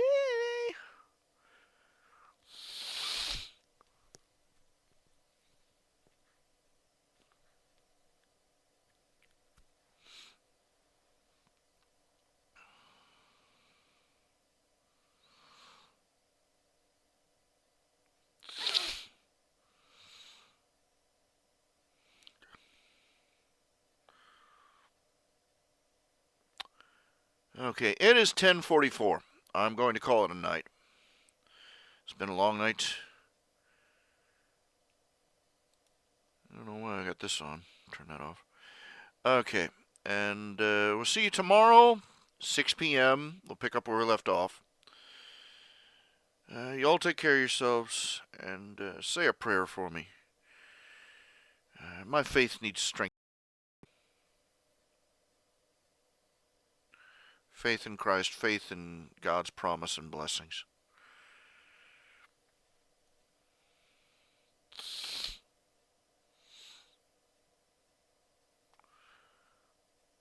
Y'all take care of yourselves. Have a good night.